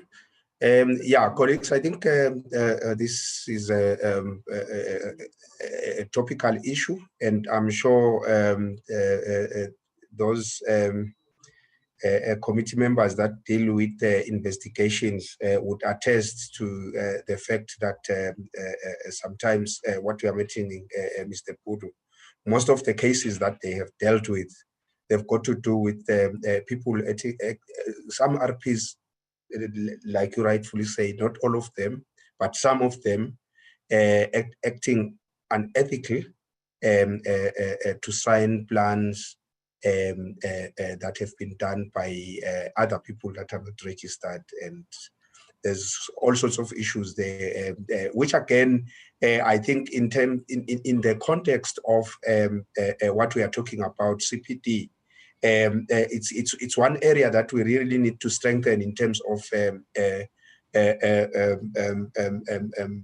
how the code of conduct is emphasized in our CPD courses, so that people know that for you to be registered as an RP in a specific category, it's an honor to you, and we are expected by the Act to act within the confines of the code of conduct, and anything outside that can actually bring the architectural profession into disrepute, and it's very important that we guard against that jealously as professionals.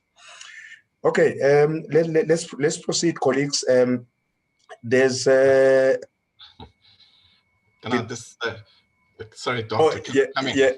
Yes, Mr. Douglas. I just want to make a comment, a very important comment, and I think many people are concerned about this. When I go down to the council and I'm submitting plans, like we used to, now it's on the portal, so it's a little bit more stringent, I would say. But I would see people I've never seen in my life before, and I've been doing it for nearly 45 years, okay, submitting plans. I've offered, and I've been involved through CYBID, offering many workshops over the years, and I see faces I've never seen before. I speak to the local authority about who these people are, just in general, and they say it's not their mandate to police whether these people are registered or not.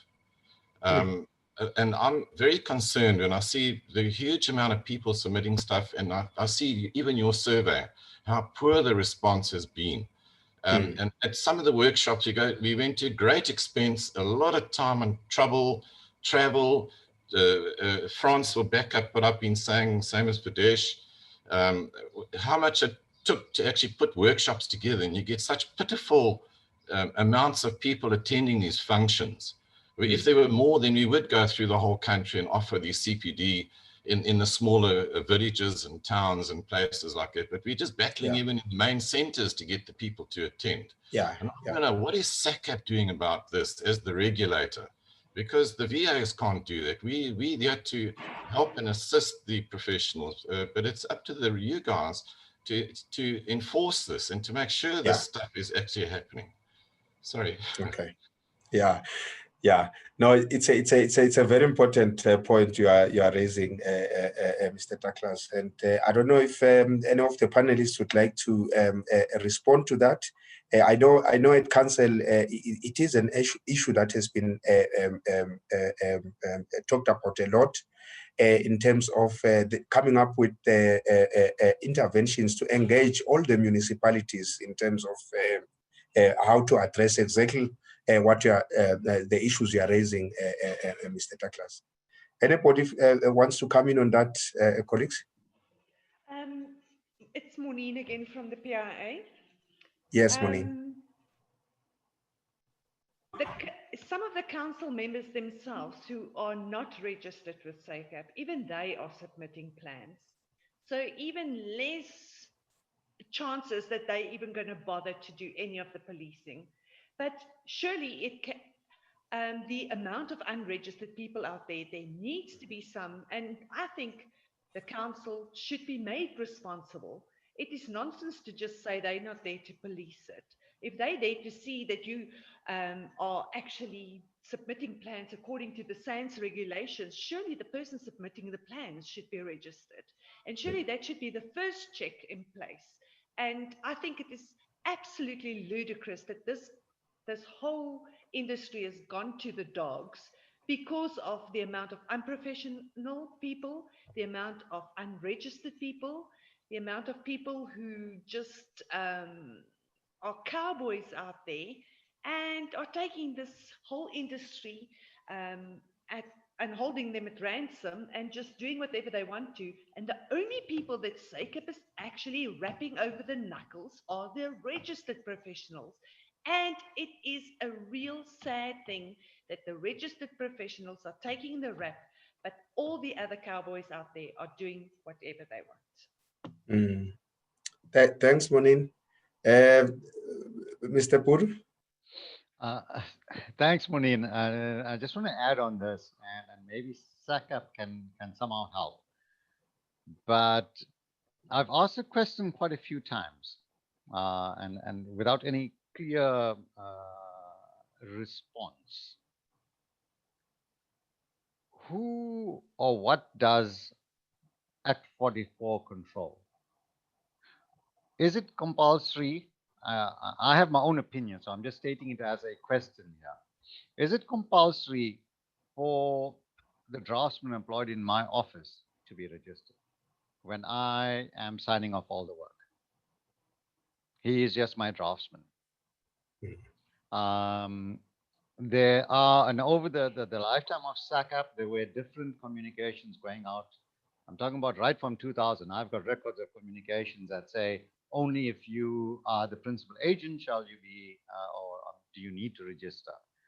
Then there's other communications that says that anyone practicing architecture, whether you're in the employ or whether you are a principal agent or the owner of the company, needs to be registered. The problem is we need a clear definition of what practicing architecture is before we can apply Act 44 of 2000. Because Act 44 of 2000 simply says practicing architecture. So if I am working for Dr. Dlamini as an energy specialist or a building science technologist, I don't sign off the work myself. Do I need to then be registered? we really need clarity on this. Yeah. And that will solve the majority of the problems we have. So I plead to SACAP and the RPs that we maybe need to go back to government, to the lawmakers, and say, let us define what practicing architecture is. I think I can go on talking much longer on this, but I think that's enough for now. Yeah. Okay. Yes, Mr. Mohammed?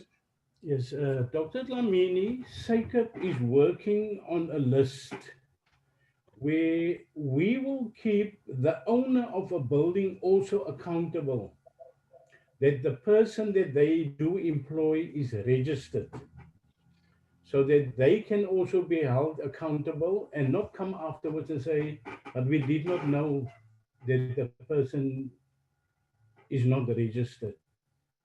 And that list will be ready soon, but we are working on something. Thank you. Thank you very much. Yeah, I think yeah, it's a very important. Can I please come in, Chair Mandisa? Yes, ma'am. Yes, I just want to touch base on the banning issue of unregistered persons. Yeah. That SACAP is working on this issue, mainly because our jurisdiction is only on the registered persons. But how do we then protect the industry as a regulator? Though we may not be able to do it in full, but I'll just mention a few interventions that we do. Firstly, we've got a code of conduct that we are going to finalize and publish, which requires an RP when undertaking a project to produce their registration number, the PI, and all of that to the client. And by so doing, we also have public awareness campaigns that we run, whereby we educate the public how do they employ a RP. When they approach an RP, they must, as a public, require a registration number to know that the person is registered with SACAP. But by educating the public, we protect the industry because the public will not use unregistered persons. And also, we are working with municipalities because municipalities are not supposed to take plans from an unregistered person. And then you find that some of the unregistered persons, they steal the numbers of the registered persons and submit. And we've seen in the investigating committee whereby the municipal officials, the public, and so on, they report these people to us, whereby we encourage the RPs, when you see behaviors that are untoward, especially from people that you are suspicious that they are unregistered, you know they're unregistered, you report them to SACAP because we can investigate, even if you report anonymously. You don't have to report and give your name if you're worried about being known. You report, so the RPs must report, the municipality must report, the public must be made aware and also report. And what we've done also is that when we get these names, we also publish them on SACAP online platforms so that the public will be aware that they've been using a person who's unregistered. And we have noticed also that when we publish those lists, some of those people, they actually come to SACAP and register. And there is also an ongoing communication with the municipalities where we are working on memorandum of understanding, where we can hold municipalities to account when they entertain unregistered persons. So I just wanted to outline that to say there are interventions that we're working on. We're not getting it 100%, but we're working on all avenues to make sure that we stifle this operation of unregistered persons. And we appeal also to the RPs to say, if you see anything that is untoward, send a complaint to SACAP, it will be investigated. Even if you don't mention your name, even if you report as an anonymous, you give us a name, we go for it. So I just wanted to mention that. Thank you so much, Chair. Okay. No, thank you so much, Councillor Mandisa. On that, Chair. Yeah, it's a very topical issue. I note you, Mr. Pudu, you wanted to come back. Advocate? Yes, I wanted to expand on what Councillor Daki has alluded to say that over and above those interventions that are being implemented, we acknowledge that the Architectural Profession Act makes it a criminal offense for a person who's not registered to perform architectural services. And to that end, we are in the future going to be prosecuting persons who pass themselves as registered persons directly with the courts. You know, what has delayed that process is the issue of resources. And we need to have a proper budget to make sure that we directly approach the relevant district court, the relevant magistrate court, and prosecute people who are passing themselves as registered persons, because it is there in the legislation that you may not pass yourself, you may not represent yourself as a registered person when you are not. And if you do that, you're simply committing fraud. So what has simply delayed us is the issue of resources. And I also wanted to also point out that the Code of Conduct of 2009 has always been very clear that a person who is performing architectural work must be registered. And in fact, I want to go back to the relevant provision now that I've just opened here. Just to clarify a Budesh point, there's Rule 5.4, which provides that if a professional wants to work in association with a person who's not registered, that professional must seek permission from the council. Yeah. And the council will not give permission if the following things are in place. If council will not give permission if the person concerned is disqualified from registration under the provisions of the Act or from membership of any closely aligned profession. If that person is qualified to register under any category of the Act, but has not done so, and there's a reason why the council did this in 2009, was to make sure that all those who are eligible to register must not now hide under principals or hide under professionals and not register. And when they leave that practice, what they do is they continue practicing using the registration number of the principal or of the professional that practice. And now they go around now committing fraud. And this is a problem that we are now facing. And that's why the council is very clear that anybody who performs architectural work must be registered. Thank you, Chair. Yeah. No, thanks for that clarity, Advocate. Thank you very much.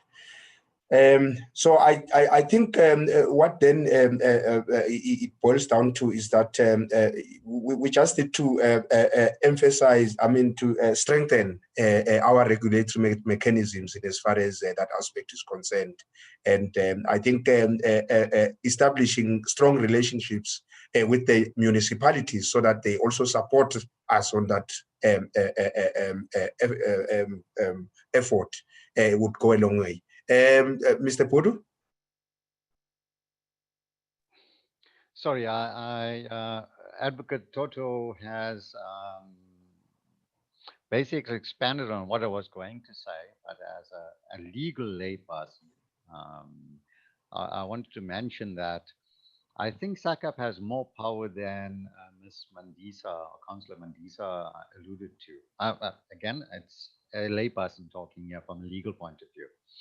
Yeah. But the Act is very clear from my understanding that to practice architecture, you need to be registered. So if there is enough evidence, and there is evidence out there, SACAP publishes names of these people that are unregistered, it is contrary to law, and therefore SACAP should be prosecuting them. Go to, as Advocate Toto has just said now, go to the relevant court and open charges against these people.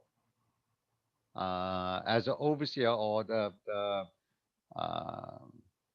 hopefully that's the right word, as an overseer of the Act, SACAP should be doing that. That's the point I was, I think, trying to make. Thank you. Okay, thanks very much. I think we'll try and move faster, colleagues.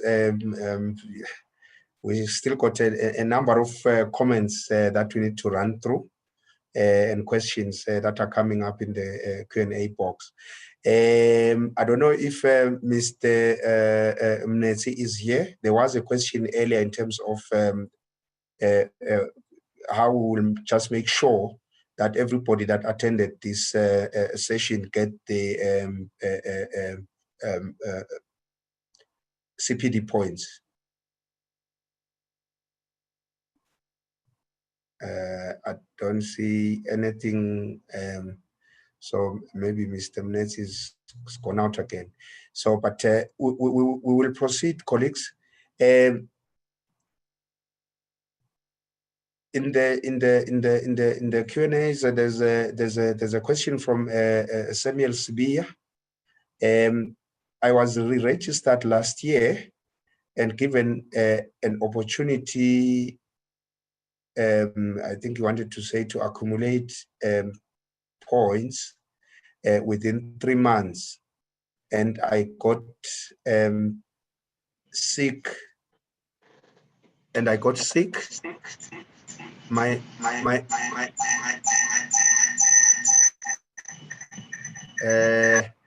Refilio, can you mute yourself?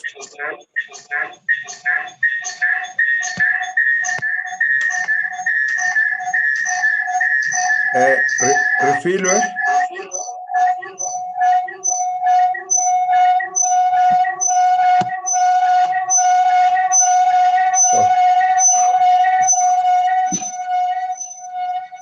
Yeah.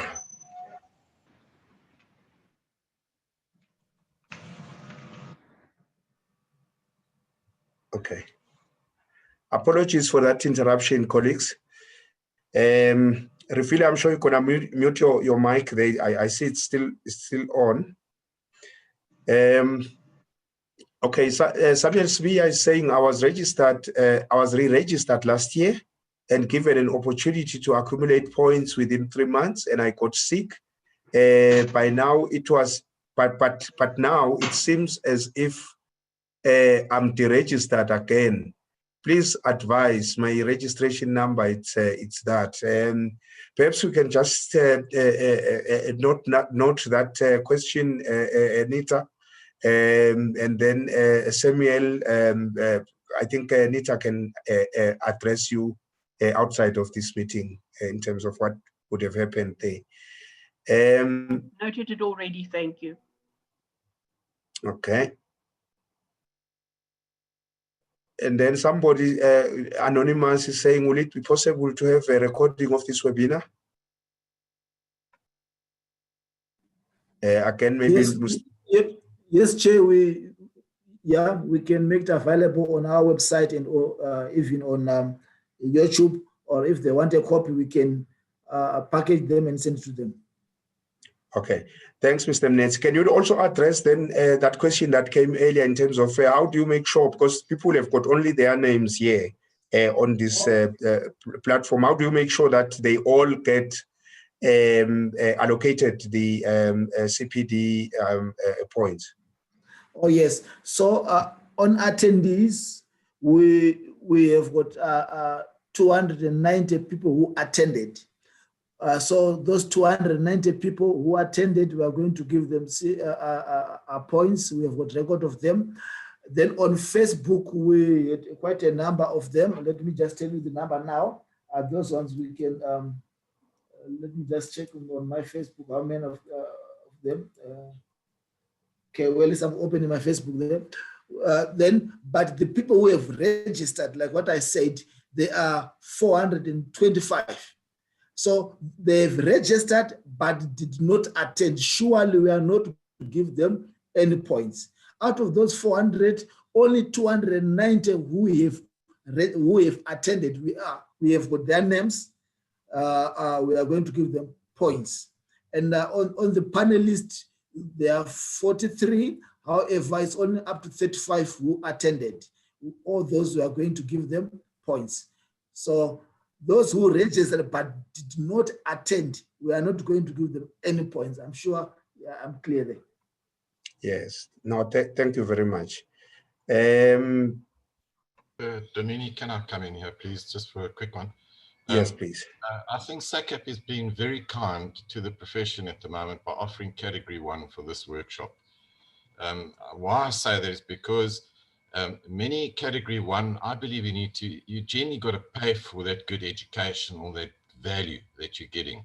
It's value added from the professionals who are producing these workshops. And I think Category 1 should be quite difficult to get. It shouldn't just be an easy street where you sit for half an hour. I mean, even with this, people can sit here and walk. If you look now, there's 317 people.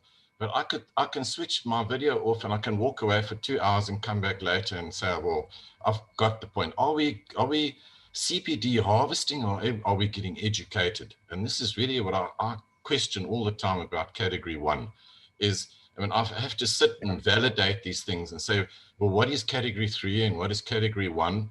And sometimes it's hard to get Category 3, and sometimes it's becoming very easy now to get Category 1. So there's lots and lots of stuff being offered free of charge, which is not a problem.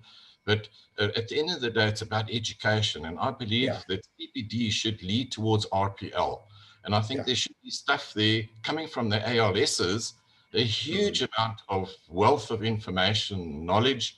They produce the registered architects, and that is what most people aspire to want to be. And therefore, I think CPD somehow should be linked. I think it's raised in one of the items there. Yes. The quality of CPD, Category 1.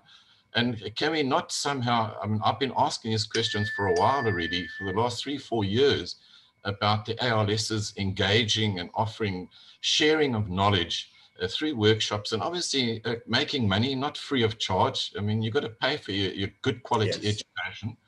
And cannot SACAP engage more with this at the moment through your education guys and your CPD guys?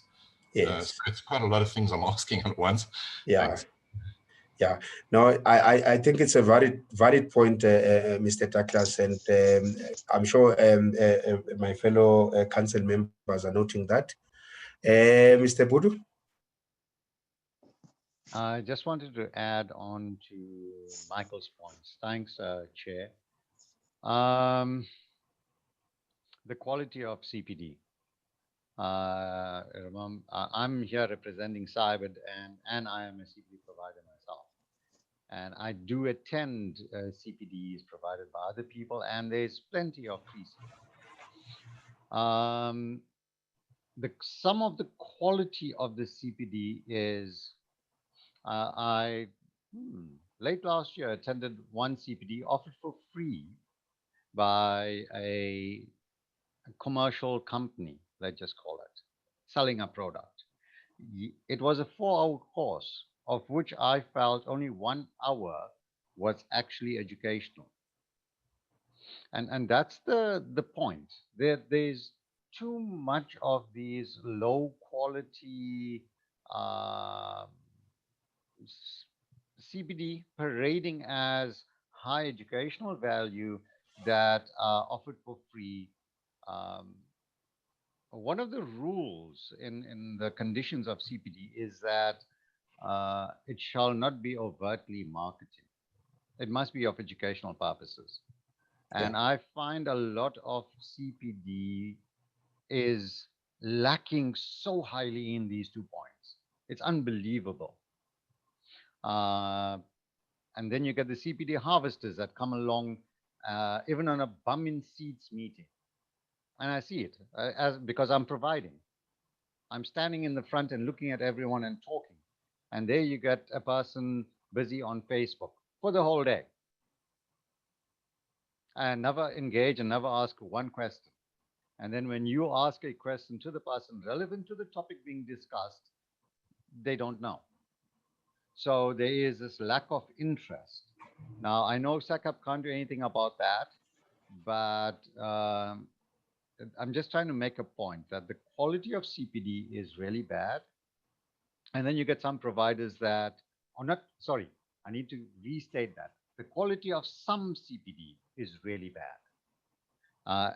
Priced highly, and then you get some providers that cannot answer questions, that read off from slides, that read the law to you. I basically don't need anyone to read the law to me or the standards. And that I can do myself. I don't need to pay someone to read to me. I think these are some issues that Michael has been talking about. And I wonder if SACAP can somehow help address these issues. Yes. And that's what I wanted to say. Thank you.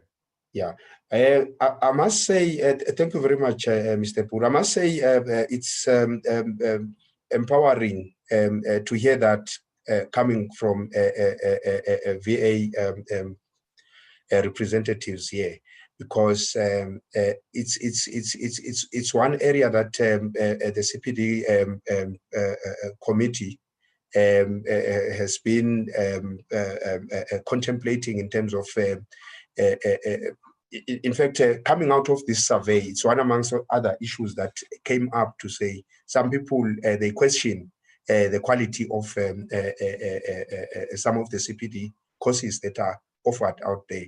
And what we're saying is perhaps we need to strengthen our accreditation processes. And to be able to do that, we need VAs that have got that have been occupying this space to assist us to make sure that the quality of CPD courses that are being offered, they really address key issues that relate to the architectural profession, as opposed to just ticking boxes in terms of compliance, and yet there's no knowledge that is being imparted on the professional that might, as Mr. Douglas suggested, lead to a professional upgrading to the next level throughout as a result of attending so many courses in terms of the CPD courses that are being offered. So that is something that the committee, I think, will be taking up and getting and coming up with ways in terms of how to take that intervention forward to make sure that we really get RPs get value for all CPD courses that are offered out there, and that before accreditation is given, such courses go through certain tests to ensure that they address specific issues that relate to the profession. Mr. Bingham, your hand is up. Yeah, thanks, Chair. Just to respond again to Michael's comment, the ALSs, institutions that offer education, are actually the best to educate us all. And the SACAP isn't an educator, but SACAP does validate the ALSs. So we've been trying for some time now to get the universities and colleges to offer courses on in a different mode, part-time, in other words, so that you end up with the same degree or diploma at the end of the time, but can do it in a manageable way where you can actually work at the same time or be under a mentorship scheme in an office. So we've been pushing for that a long time. As most of you will know, open architecture under SIRE was started in that mode, and CPUT in Cape Town picked up on that and ran the course, a one-year course over 2 years, and they have had marvelous results. In fact, better results, I understand, with the part-timers than the full-timers. And so we've tried to get the universities to offer courses NDP, non-degree purposes, the same courses that they offer, so people could pick up on modules over time and work their way through the education and achieve the goals that we're trying to achieve for people to get educated. In other words, the validated modules, that everyone have opportunity to get to those modules and benefit. But the problem with universities is funding, and they don't want part-time courses because of the funding model and the government subsidy. So until we address that, and I've been sitting on the heads of schools committee for the last 2 years, or in fact it's 1 year, I've been to 2 meetings. I've raised that every time, and unfortunately we haven't gained any ground on that at the present moment. But to me, that's the answer. Thank you, Chair. Okay, thanks very much, Mr. Bingham. Colleagues, let's proceed. We still have lots of questions that are coming in there. And some of the issues, they are really topical, I guess. It's difficult to move. Mr. Douglas? Just one very quick one there. Thank you, Kevin, for the enlightenment there. Can I suggest that the VAs get together and we can have a little think tank about this, offering some of this information and courses, but through the VAs, through the CPD. I've been pushing for this for quite a long time now, and I think this is right going down our alley. Can we have a little think tank session sometime, and we can try and set something up through the VAs and through SACAP? Thank you. Thanks very much. Yeah. No, thanks for that suggestion, Mr. Douglas. I think that would really support a move like that, because then it will also make things easy for the CPD committee in terms of who to talk to. If there is a structure like that where you sit together and brainstorm in terms of how best to attack, tackle some of these issues. Thank you very much. Going back to the comments in the Q&A box, we've got a question from Jose. Can you please clarify what items fall under individual activities, and how do the CPD points, or how the CPD points are calculated? Nita, I don't know if you want to come in on that. I can do that. I think the best would be is if I share the list of the activities that can be claimed for, and the list that we've got actually explains it. Please just allow me a minute to do that. Yeah, sure. Maybe whilst you are doing that, I can read the next question. Why can't you get practicing architects to speak about fees and contracts and fees and running a practice?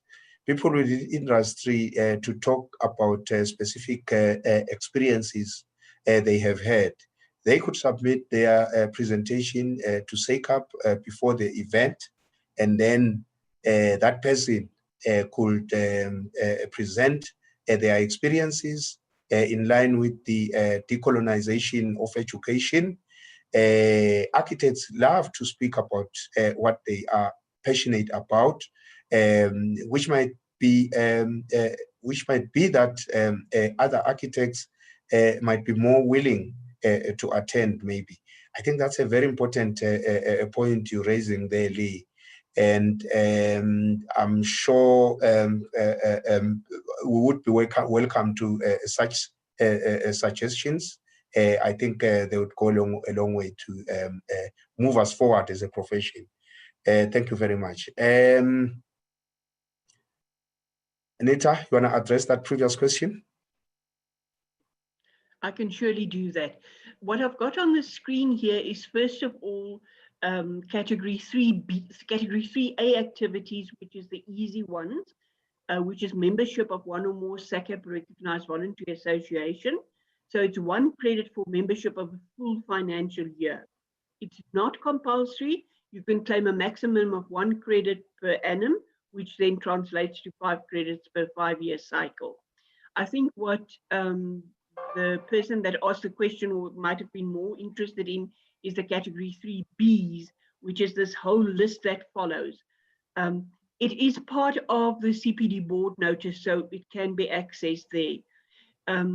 First of all, we've got the degrees, the relevant postgraduate degrees, other degrees, evaluation of masters or doctorate, supervision of students, oral examinations, validation of educational programs, publication of refereed articles, technical articles, papers presented at conferences, presenters at workshops, and then every time it gives you in the column next to it how many credits can be, how the credits are made up.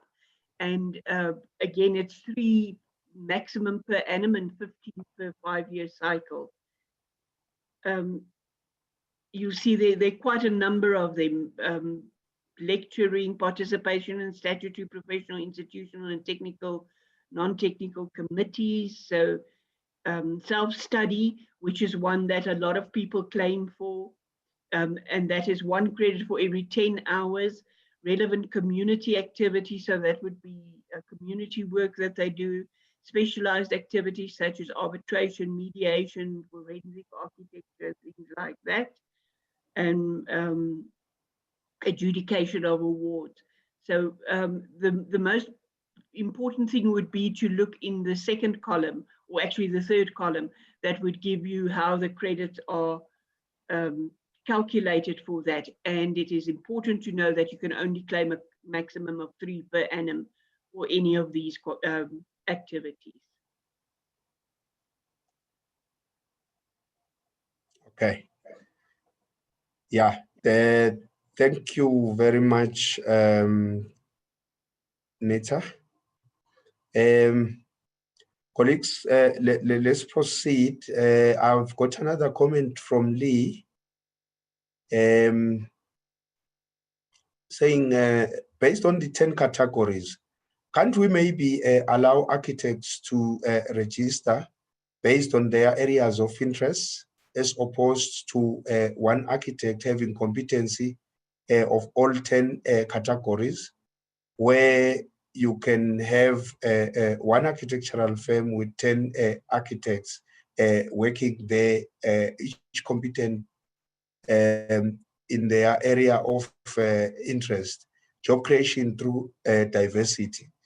Not all architects are interested in all of those categories, but I am sure there are categories that speak to a architect. Anybody wants to take that, colleagues? I think added maybe to that, one might also say, pose a question there to say, do we really need all the people, the RPs, operating in the 4 different categories that we have, to have all 10 competencies? Because perhaps the complexity of work that they are engaged with might be different.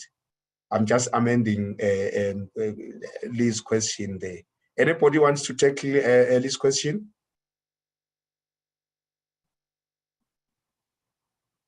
Looks like my panelists are tired now. Ms. Ostner, Ms. Ostner? Yes, I'll say something. I just think that then you're looking at specialization. You specialize in something like, I don't know, council submissions or supervision. And I'm not sure that the architectural profession is there at this stage yet, that we can start subdividing and specializing. I think there's nothing stopping you from doing just an aspect of your profession, but when you register, you should be competent in all areas of that profession. Nothing stops you from doing only council submissions for the rest of your life once you've Sure.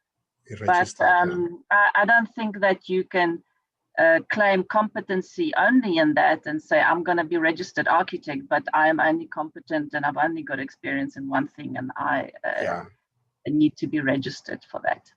Yeah, no, certainly. I agree with you there, Ms. Hotner, because also, how do you then make sure once that person is registered in that one competency, that they practice in that one competency area for the rest of their life? Because once you are registered, you are registered. You can take up any work really that is within the scope of a professional architect. So it would be very difficult in that vein. Mr. Pudu? Thank you. I walked away. I needed the body break a little bit, but I think the question is from Lee Hutton that is being answered. And yes, thanks, Ms. Ottner, for your input there. I have to add and reinforce this.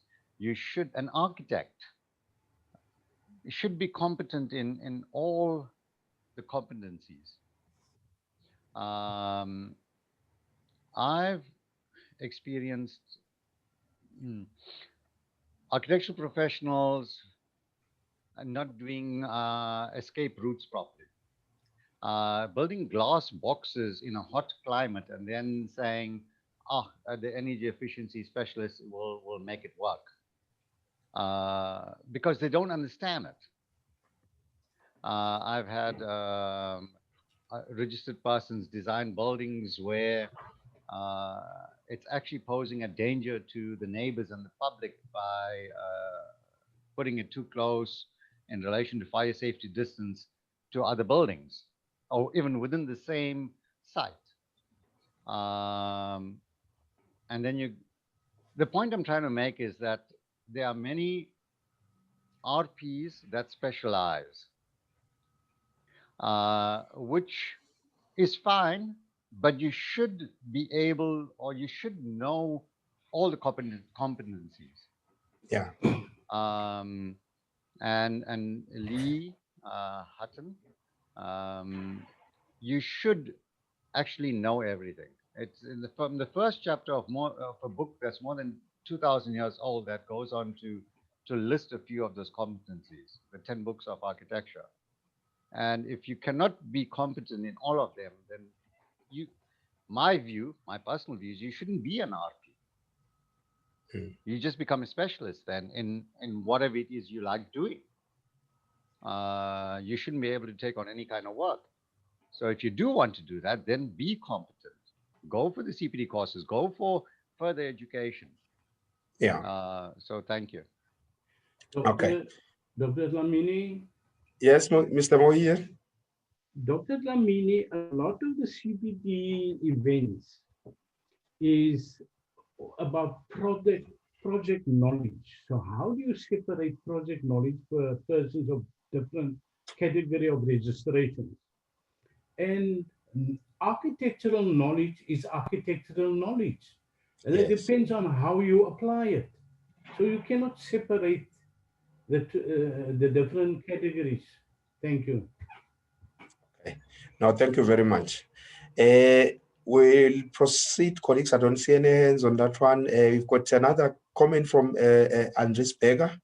Why is it the VA's responsibility to educate technologists to progress to a higher level of practice? Why don't they use universities or technicons? Anybody wants to respond to Andres' question, Mr. Pudu? Sorry, I don't mean to hog in. I'm one of those RPL applicants, and I do need to make this comment that workplace experience is not just experience, but a learning experience. That's what prior learning includes. From experience, and I know from my engagement with many people that's here as panelists, many people that are here as delegates at the moment, that will agree or that have agreed with me in the past, that when you qualify from an ALS, you qualify as a graduate, and I'm more than 30 years in the industry, and many people here are more than or longer than me. But every day is a learning experience, and you're getting more competent as you get along. Does it mean that every few years I need to go back to university to start climbing up the ladder? Is that what it means? Or as part of the RPL rules by SACAP, it says that experiential learning must be recognized. So That's why I'm saying it's actually not even the VA's responsibility. It's the VA's responsibility to fight for it. It is the registration body's responsibility, in this case SACAP, to actually take on that duty. I think I'll stop there for now. I hope I've answered Andrea's or added to Andrea's statement there. Yeah, yeah. And also just to add that, thanks for that input, Mr. Pudu. Also just to add that at the core, colleagues of CPD, is to ensure that RPs or professionals practicing in the architectural profession, they are kept abreast in terms of contemporary developments in the profession, so that we remain globally competitive in terms of whatever it is that we are doing. So it's not just that it's a tick box exercise, but it's something very important. And like you rightfully indicated, Mr. Pudu, it would not make sense that each time I want to keep myself abreast, for instance, of sustainability issues, and then I have to go back to university. It would not make sense. So I think those are some of the key issues that we need to keep in mind when we are dealing with a subject like this. Colleagues, Dr. Lamini? Yes, Mr. Mohidian? Can I add there? Dr. Lamini, Yes, please. is all about affordability. A lot of colleagues cannot afford, the fees of architectural learning sites or universities. But with no disrespect to the colleges and universities, I can go and buy myself a certificate or degree, but I cannot go and buy myself experience. Thank you. Can I just pop in a second here? Yes, Mr. Douglas. If you go on the internet and you go to some of the universities like the MIT, there's quite a number of top universities around the world offering free university courses. Now, it seems like South Africa is a little bit behind in this department. We definitely in the modern era, the fourth, what they call the fourth revolution or some industrial revolution, etc. And internet plays a huge part of I think, way forward with CPD. I think gone are the days where we have these big workshops of 50 people in a conference center and all that stuff. I think the COVID has been a blessing in disguise in some ways in terms of how we can get our CPD for you guys, not just for the credits, but also for education. And I'm sort of harping on the educational part because I see a huge potential for many of the professionals and architects. I've spoken to some architects where they're quite willing to come on board to offer CPD. And can I ask that please your CPD committee look into this, that if it's worth doing something specific that you're honing in and that it works towards your RPL, and because I'm a huge supporter of the RPL program. Me being a person who's been 45 years in the business and I haven't had my degree, and times I regret that I didn't do it when I was young, and that you still got a chance to do it in other ways besides sitting in bums on the seats where there's only a limited amount of seats. Free education, I think there's this huge campaign about fees must fall campaign, which must be a huge problem for the universities and the architectural learning sites. So I think, can I ask, please appeal to the CPD committee that they investigate this further. And I'm sure, having spoken to Kevin, and I'm sure from in our institute, many of the guys would be very pro to offer these courses through our membership, and then through the membership through SACAP, through your advertising. That has been a huge help for us. Thank you very much. No, thank you very much for that input. That's very important. I think certainly the CPD committee is noting these valuable inputs, and they will be taken forward. Colleagues, it's 12:49 on my side. Can I request that we just take a body break and continue at 1 o'clock sharp?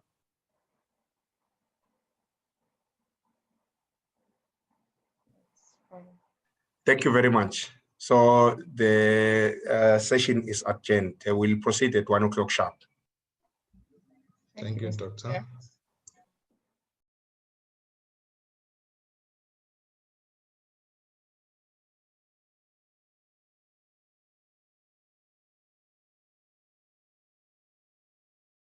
Thank you.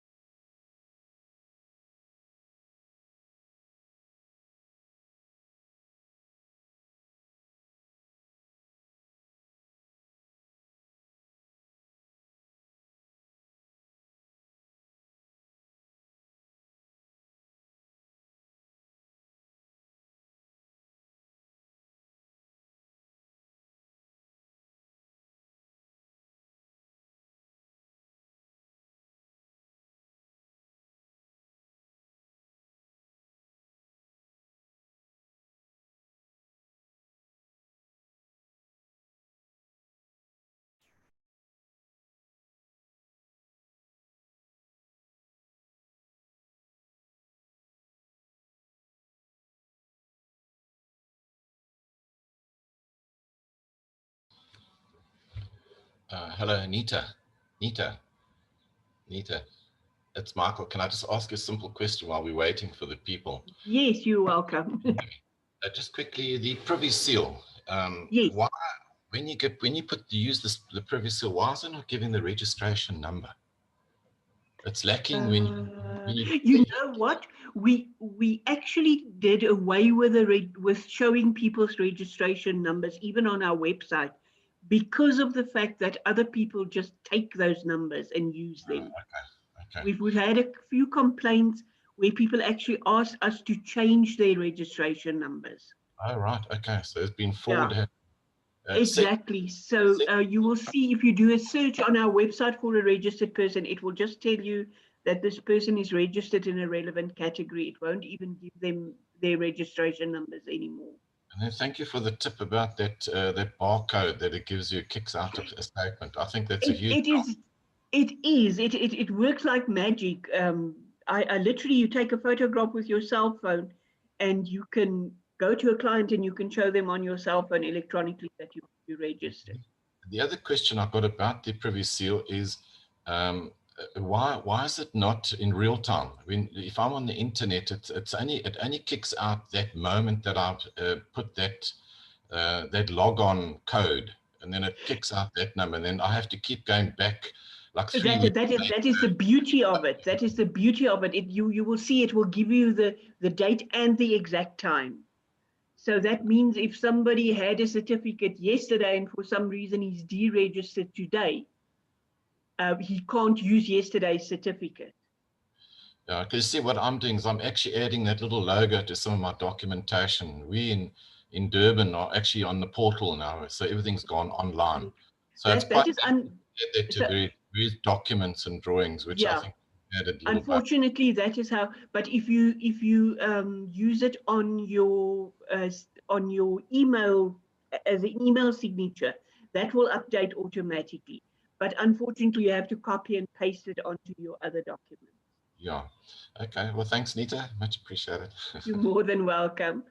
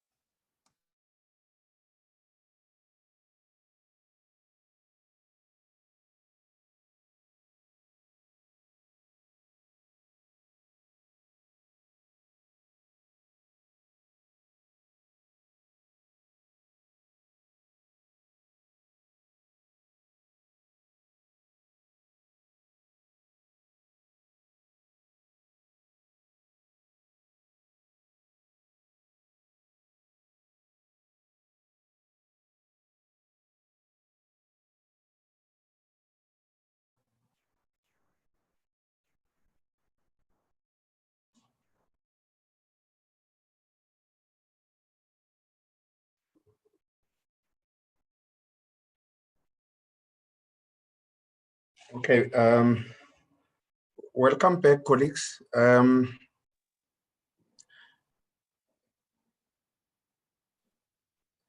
I guess we can proceed. So I think let's can we agree that perhaps we take we try and move as quickly as we can with the questions.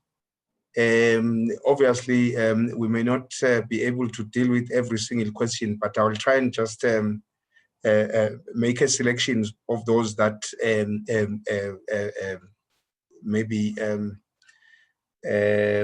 are not similar, because some of them they may be they may have been dealt with in one way or the other. And then let's say if within the next hour we try and look at that, and then maybe at 2 we then conclude by maybe engaging on a discussion around a way forward in terms of all the issues that have been raised. Can we agree on a path like that, colleagues?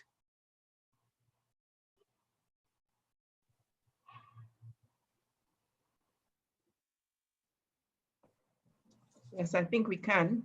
So we maximize the use of our time. Yeah. No, certainly. Okay. So can we then proceed?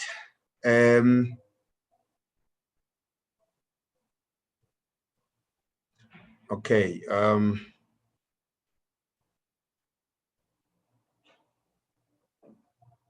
Yeah, I see also a majority of the questions people have got specific queries regarding whether or not they are still compliant. I think all those comments management will extract them, and then RP's consent, I think, will then be engaged individually in terms of most of those. Sorry, Dr. Dlamini, can I just ask that if anybody had a question asked here and we don't get to it, that they just address the question to us at info@sacapsa.com. Then we can respond to it there. Okay, info@sacapsa.com. So if you just note that email, colleagues, or if you've got personal questions, because some of them I can see that people are just keen to know whether their registration is still valid or not. So those can be addressed through that email, info@sacapsa.com.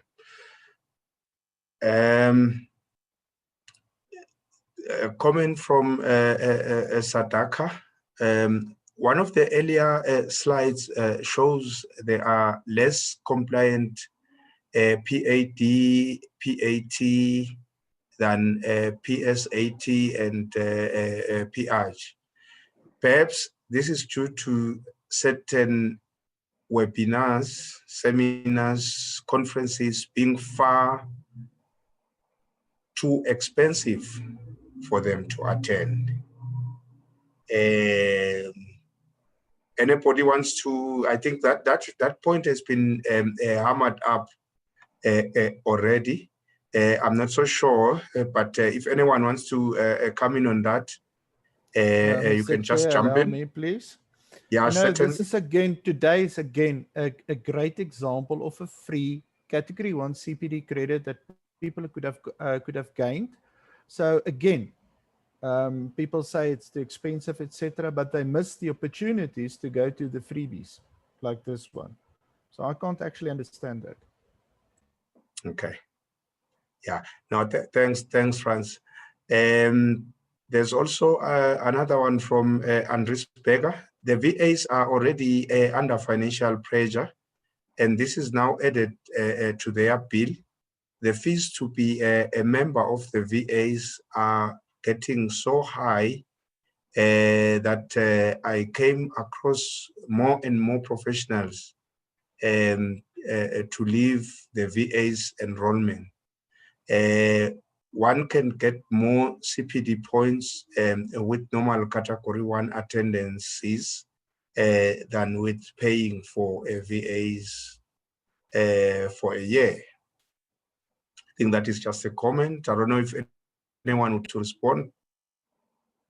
Okay, allow me again to comment, Mr. Chair here. You know, yes, VAs must be run as a business, number one. So we have to have income because we've got expenditures. We've just done our budget, for instance, and we have managed to keep everything from membership fees to CPD attendance for 2021 at the same fee that it was this year. And unfortunately, we are in a situation to do that.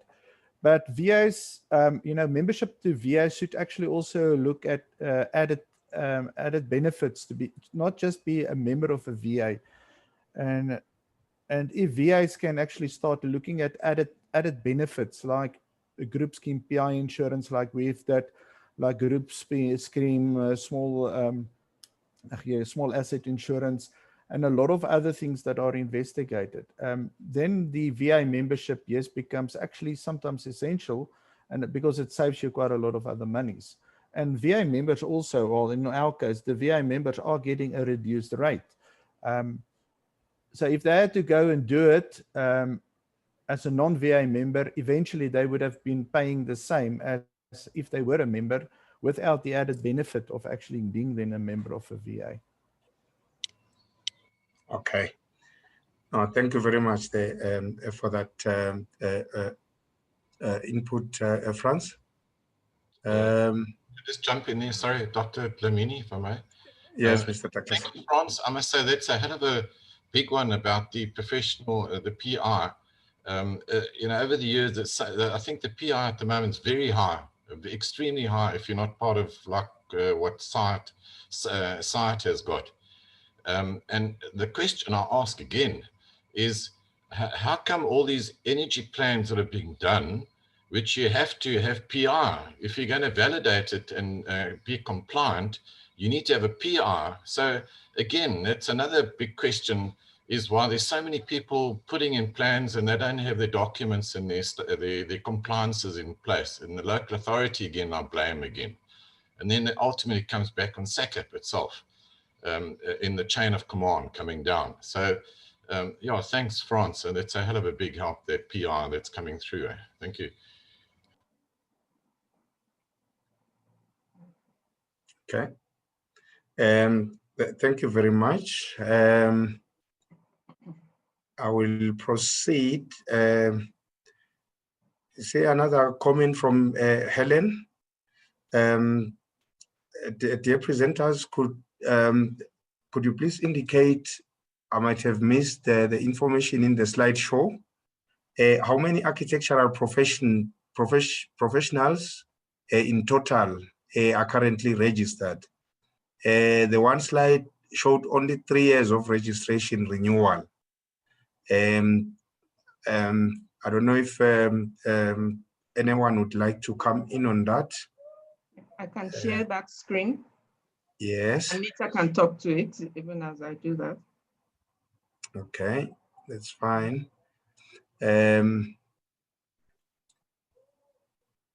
Okay, the next comment from Kinolita.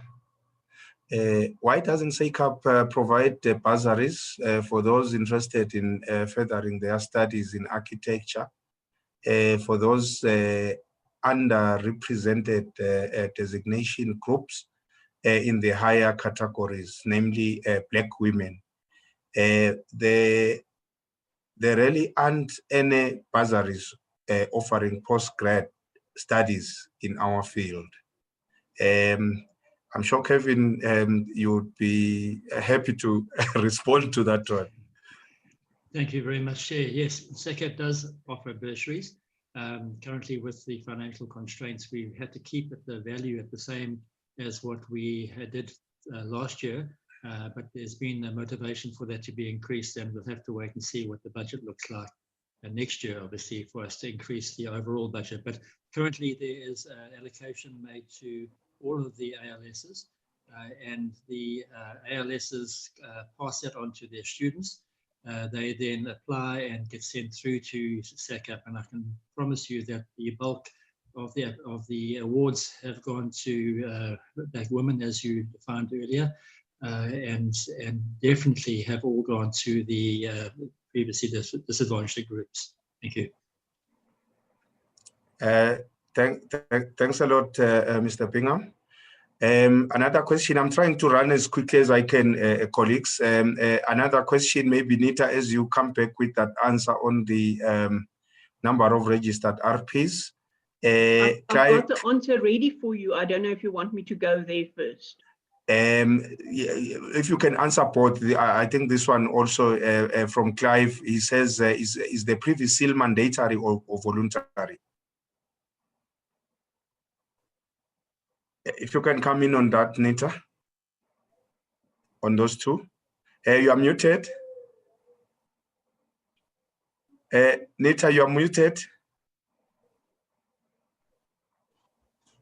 Nita, can you hear me? Yes. Can you hear me now? Yes, I can hear you. Okay. Yes, sorry, my screen just went off for a minute. Okay. There's no cost in Privy Seal. So it is there for every registered professional that is in compliance with the, as I said, he must be registered as a professional, he must be CPD compliant, and he must be obviously active registered. It must not be moved. So it is there for everybody. There's no cost involved in that. Okay, thank you. And then? All right, the registration categories that Dr. Judith so kindly put up on the screen, that just spoke about the compliance, and this one actually just spoke about the people that that took part in the survey, and then we had another slide that just talked about compliance in 2018, 2019, and 2020. But I think what Dr. Judith, I think that was one of Ms. Darky's slides. It was not on your slideshow. All right. But if I understand, this also shows number of RPs at the time. Yes, yes. Yeah. So what we've actually just done was our figures up to the end of the second quarter for this year. And I can give you that is the full number of registered persons. So where we were there at 9,002, we are now at 9,321 registered professionals. 4,474 are professional architects, 2,032 are professional senior architectural technologists, 1,159 is professional architectural technologists, and then 1,656 is professional architectural draftspersons. Then we've also got 2,970 people registered as candidates in all the 4 categories. And then in our specified categories, that is all the building inspectors and the students, we've got 157, which now brings our total to 12,447 registered persons all in all, of which, as I said, 9,321 is professional in the registered professional category. Yeah, thank you very much for that response, Anita.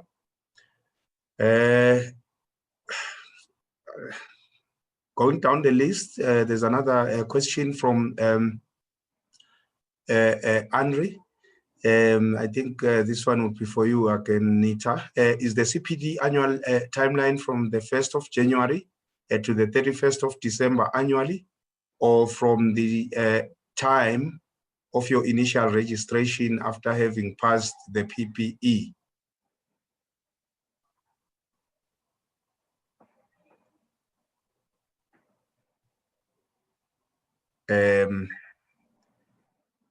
You're muted.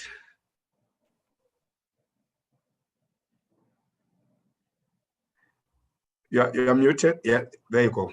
The CPD cycles work from date of registration.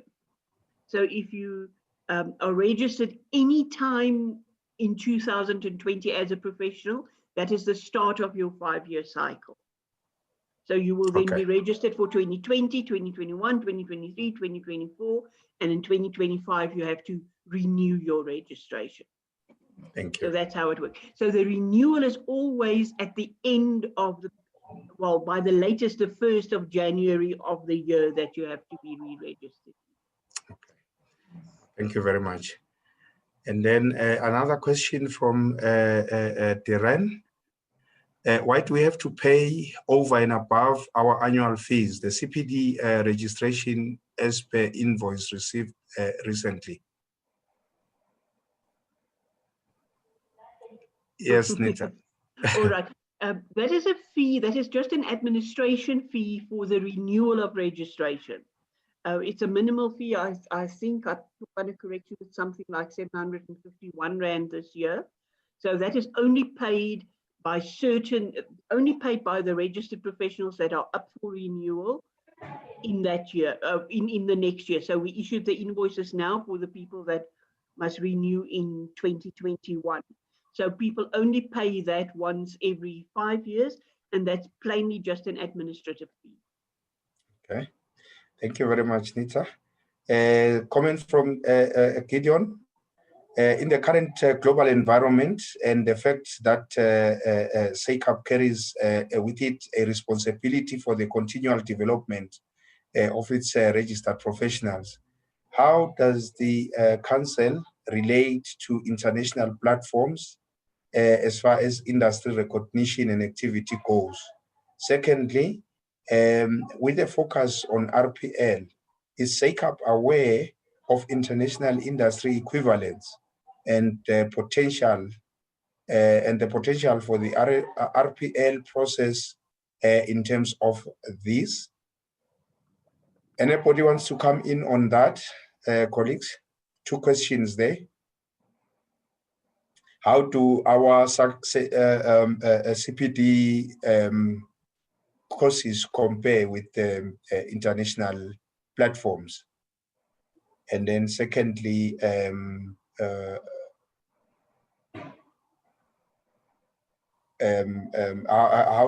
does RPL sit with international practice? What is the international practice in as far as RPL is concerned? Just trying to simplify the questions there. Mr. Bingham? I can answer perhaps the first question.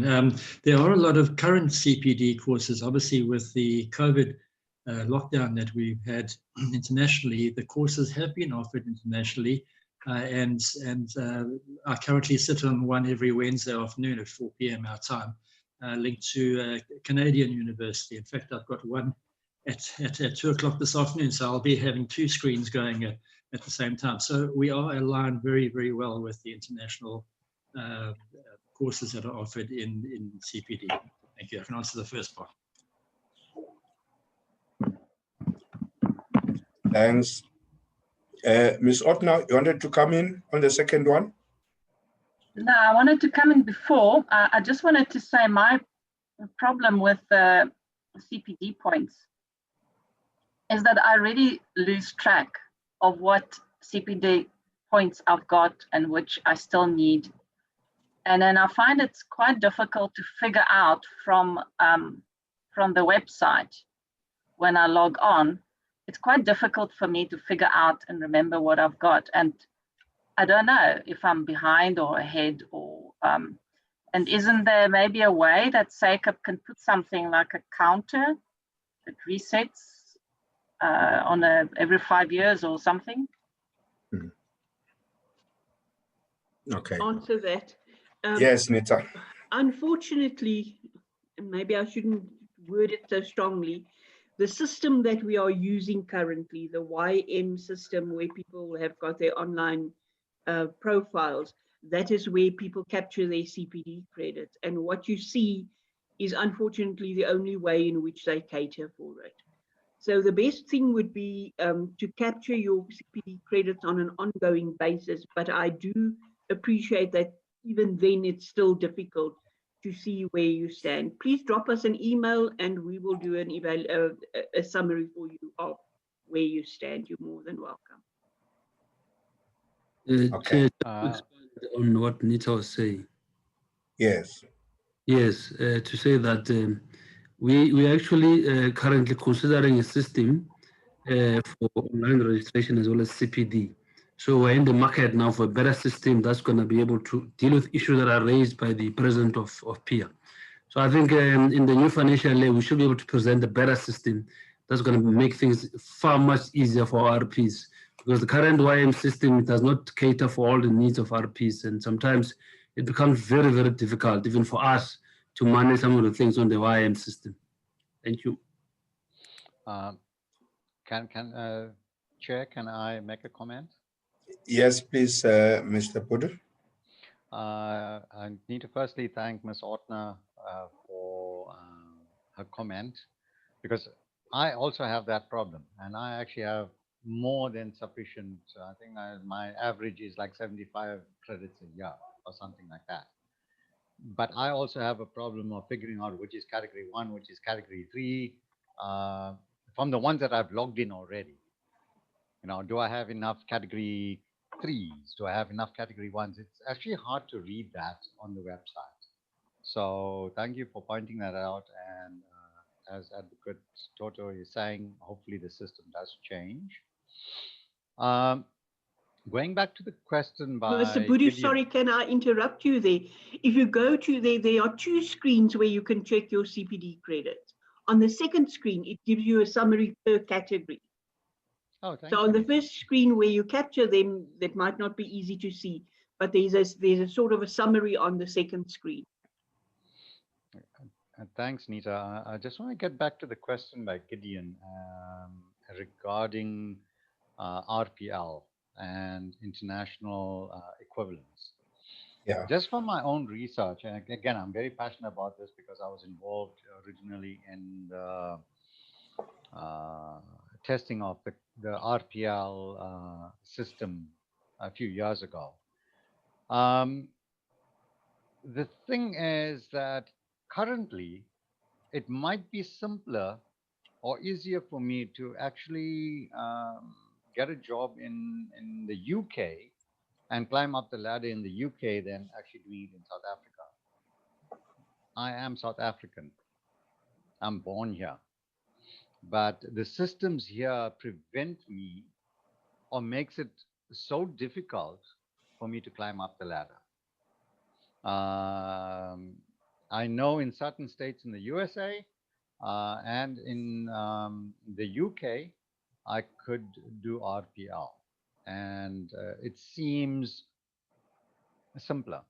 The question then is, why should I want to immigrate? I love South Africa. Why can't we? So I'm basically reinforcing Gideon Schlabbert's comment. We need to really look at our systems we have in place at the moment.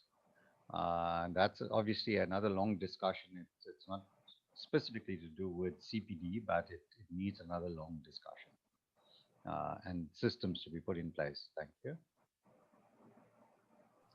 No, thank you very much. And you are noted, Mr. Bingham. And maybe just to add, before I come to you, to what Mr. Pudu was saying,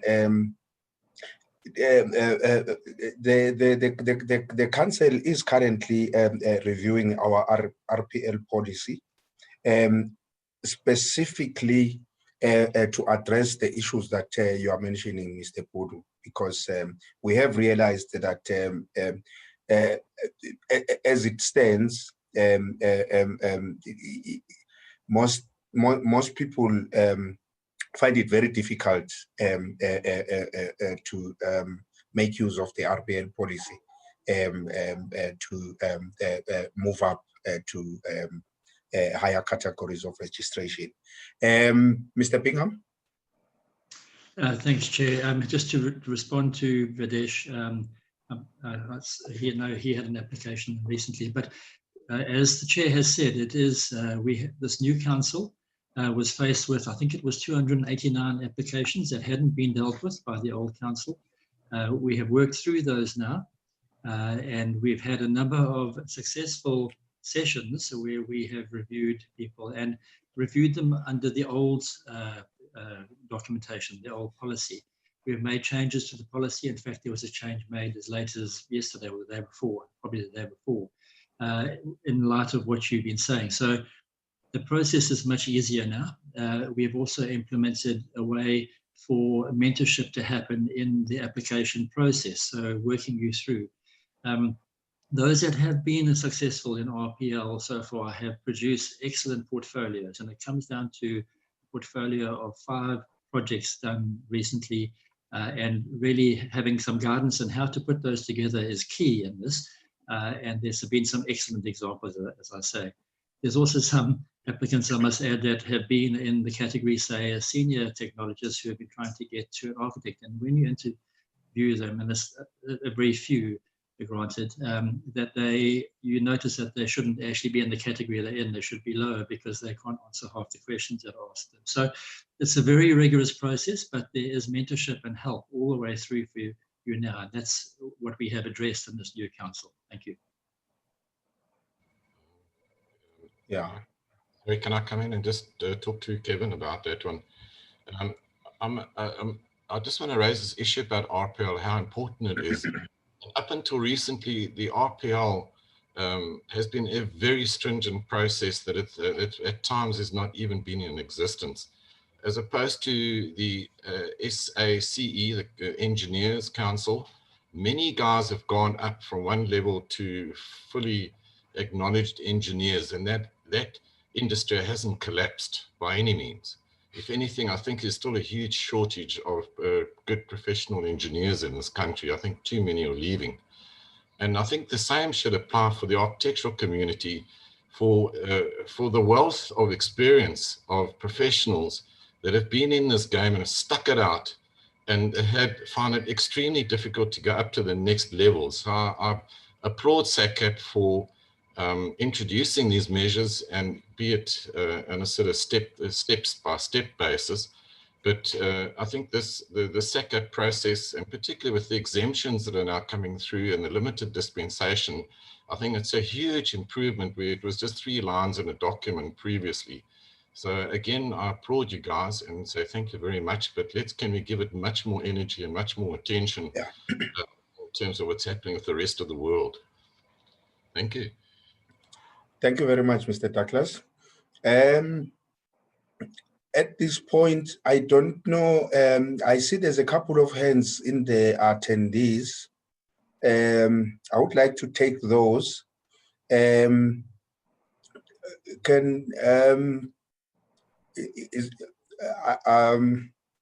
not so sure from Mr. Mnetsi if we are able to take those hands. Yes. Monetsi has stepped out to buy something for lunch, so I'm not sure how you're going to maneuver around that one at this point in time. Okay. Perhaps let's just hear. Is anyone with their hands up? They're able to speak. Maybe let's see if they're able to.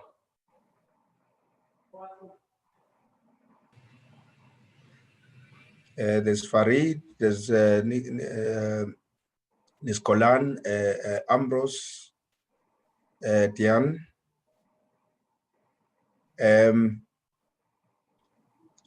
Yeah, it looks like we need the host to open them up. So perhaps I'll get back to you. Let's continue with the comments. There's a comment here from Lynn. What happens if you are in the middle of the 5-year cycle, but was not able to get CPD 1 credits in the first 2 or 3 years? How can one rectify this at this point in the cycle? Is it too late? Mr. Pudu? From, I know Nita and I both spoke about this a little while ago, and Nita kind of corrected me that part of the provision is that you need to get the 1 credit, at least 1 credit every year. That's the way I understand it.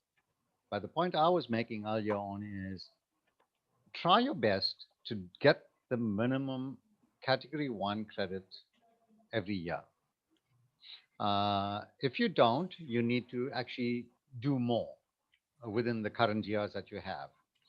And the reason I'm speaking about this is I find this so often. Via cyber CPD officer and looking at our attendance and as a CPD provider. It comes towards the end of the year. In November and December, you get a rush of people trying to achieve 5 credits in 1 month or 2 months. And those are the people that actually complain that CPD is too expensive. So if you are going to be paying between 1.5 and 2,000 Rand per credit and trying to do that all within 2 months, that is a lot of money.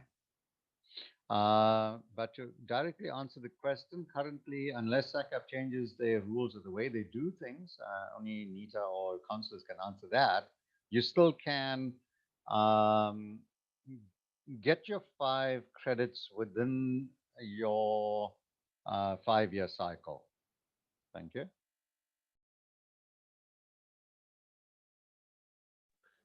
I can probably just confirm, although the regulation says it's compulsory to get 3 credits every year, of which 1 must be in category 1, we try and accommodate people. So if, like this person says, she's in the middle of her cycle and she didn't get category 1 credits in the previous years, just make sure that you get them as soon as possible so that when you come to the end of your 5-year cycle, exactly what Mr. Buru said, you don't then just go and attend anything just for the sake of getting the credits. There's also a situation where you can apply for an extension. So if for some reason at the end of your 5-year cycle you do not comply, you can apply for an extension. And that would give you a 1 calendar year's extension to do so. Okay. Thank you very much, Nita. Another question? Yes, yes. Sorry to interrupt. The hands on attendees, we can allow them to talk upon your direction. Oh, okay, wonderful. Let's go right there because we haven't been giving them an opportunity to engage. So I've got now 2, 4, 5 hands, 6 hands. Farid Niskolan, Kitsitse, Ntecha, he went off. Okay, maybe let's take those 3 for now.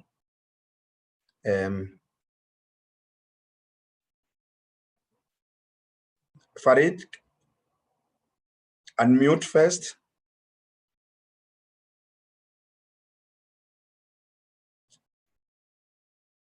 And then just try and speak.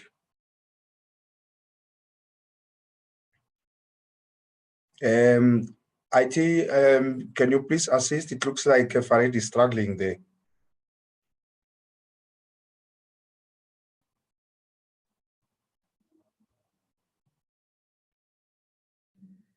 Farid, you can unmute to talk.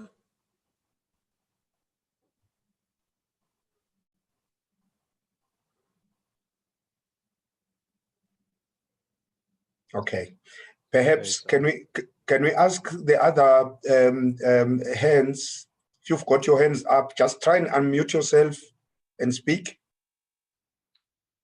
Just for clarity, on the bottom left-hand side of your screen, of the Zoom screen, there should be a mute and a video, what looks like a mic and what looks like a camera.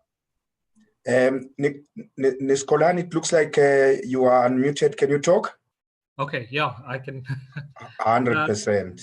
Okay, thanks, Doc. So I had two to three questions or comments and questions. One was, I think the point was missed on the RPL, the RPL is not, or CPD courses, I think the person was asking, how does our RPL stand up against international RPL standards? But I think Videsh had answered that or clarified that. My second thing is that I'm a lecturer at a university, and I'm obviously we in the game of knowledge and creating new knowledge.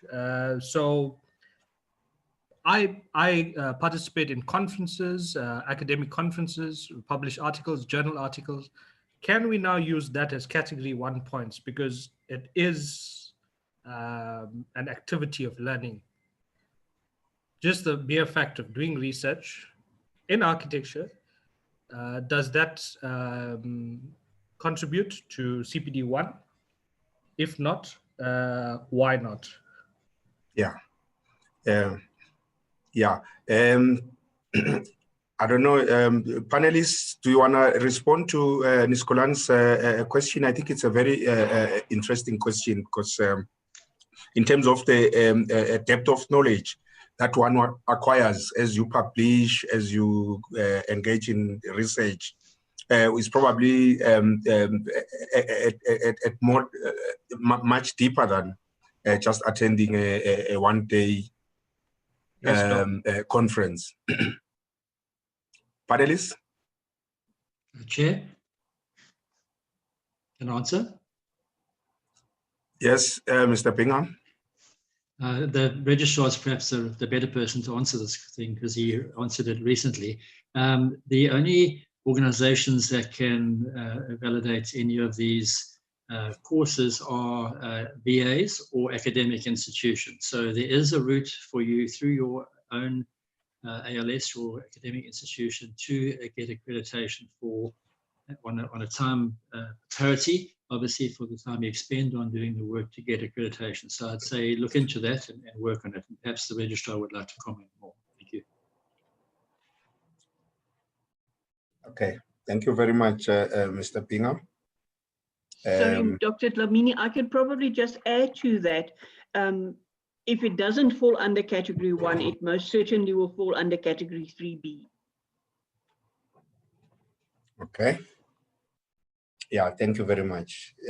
So yeah, it does matter then, Mr. Niskolan. Is that address your question? Somewhat, Doc, but I'm sure you'll understand from the academic side, you know, the production of knowledge. I mean, and CPD 1, if we look at the policy, it says conferences and stuff like that. So, I mean, just the mere fact of it being peer reviewed and published should hold weight in category 1. If you get my point, because as you say, I'm mirroring what you say. The depth of knowledge is much higher than a one-day course. You know. Yeah. Okay. Yeah, I guess it's very important point you're raising. I think my colleagues are noting that, and it will be taken further, especially now that we've also got a category that deals, I mean, that caters for specifically academics. So in that vein, I think it's a very important point you're raising. Farid, are you able to come in? Are you able to unmute yourself now? Still struggling.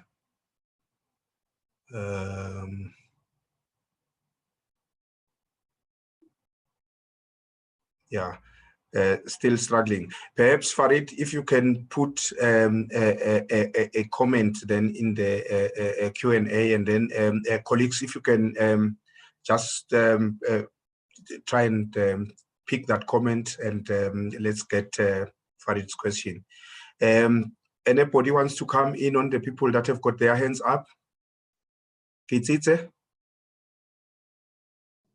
Hello? Unmute. Hi. How are you? Okay, so thanks for the answering. So my question is like twofold kind of thing. In relation to Nita's earlier two comments before regarding the CPD, where another professional said they'd missed 2 years. I find that some of the voluntary associations, mainly SACAP, take forever issuing CPD certificates. Because, for example, I took a course last year, November, and I still haven't received a CPD certificate for that. And I've sent it through to SACAP so many times. It's like it's just hanging in the air right now, where I don't know, does it expire or what is happening? And in relation to CPD events and conferences, I feel like this is also a twofold situation where we're not also considering a lot of the female architects that are parents, or even just in general, because now some of these events take place during a weekday when some of us have parental duties to be fetching kids from school, and then we still can't attend any of these CPDs or even do the online courses. So how are we going to be addressing the fact that there is also that part where there are parents that are practicing architects? Okay. From the panelists, anybody wants to respond to Kititsa's questions? Chair, can I come in here? As Yes, Frans. site, we have tried over the number of years quite a few times, physical as well as now lately also virtual workshops on a Saturday. The attendance rate to Saturday workshops is extremely poor, and it's not, you cannot afford to actually hold a whole day workshop or a half day workshop for 1 or 2 or 3 attendees. It's not worthwhile to do so. We also do on weekdays, we've got our what we call in our webinars, which is an hour to 1.5 hour session. There is just a new one out now this morning for November and up till in the beginning of December, which is a series, which other words, you do not have to be there for 7-8 hours to get your credits. You do it 1 or 1.5 hours. And then also as a VA, we offer on a regional basis, an hour wherever you are. And now these days you don't have to be in Cape Town to go and attend a Cape Town chapter meeting there where you can get category 1 CPD credits. Most of those things are online and available to everybody.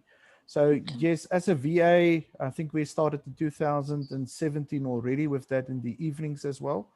But unfortunately, the Saturday ones is a little bit. I don't, as a presenter, I don't care to be working on a Saturday. But the thing is, I don't want to present for 2 or 3 people because I think that is then absolute not actually worthwhile to do so. But we've got the evening ones available. Thank you. Okay.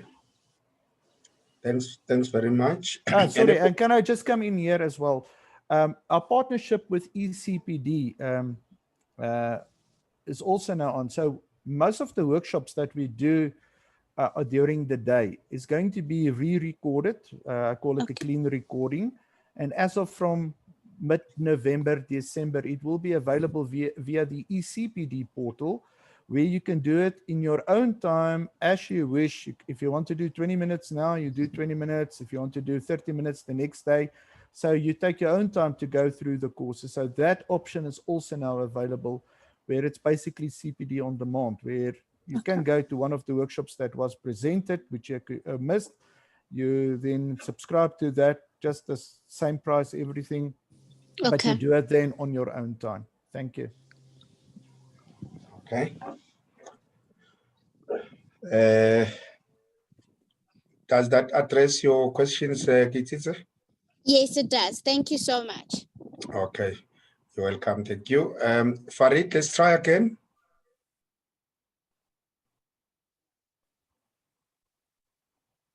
We still can't. Yeah. No. Still can't get to unmute Farid. Perhaps let's go down the list. We've also got Ndando.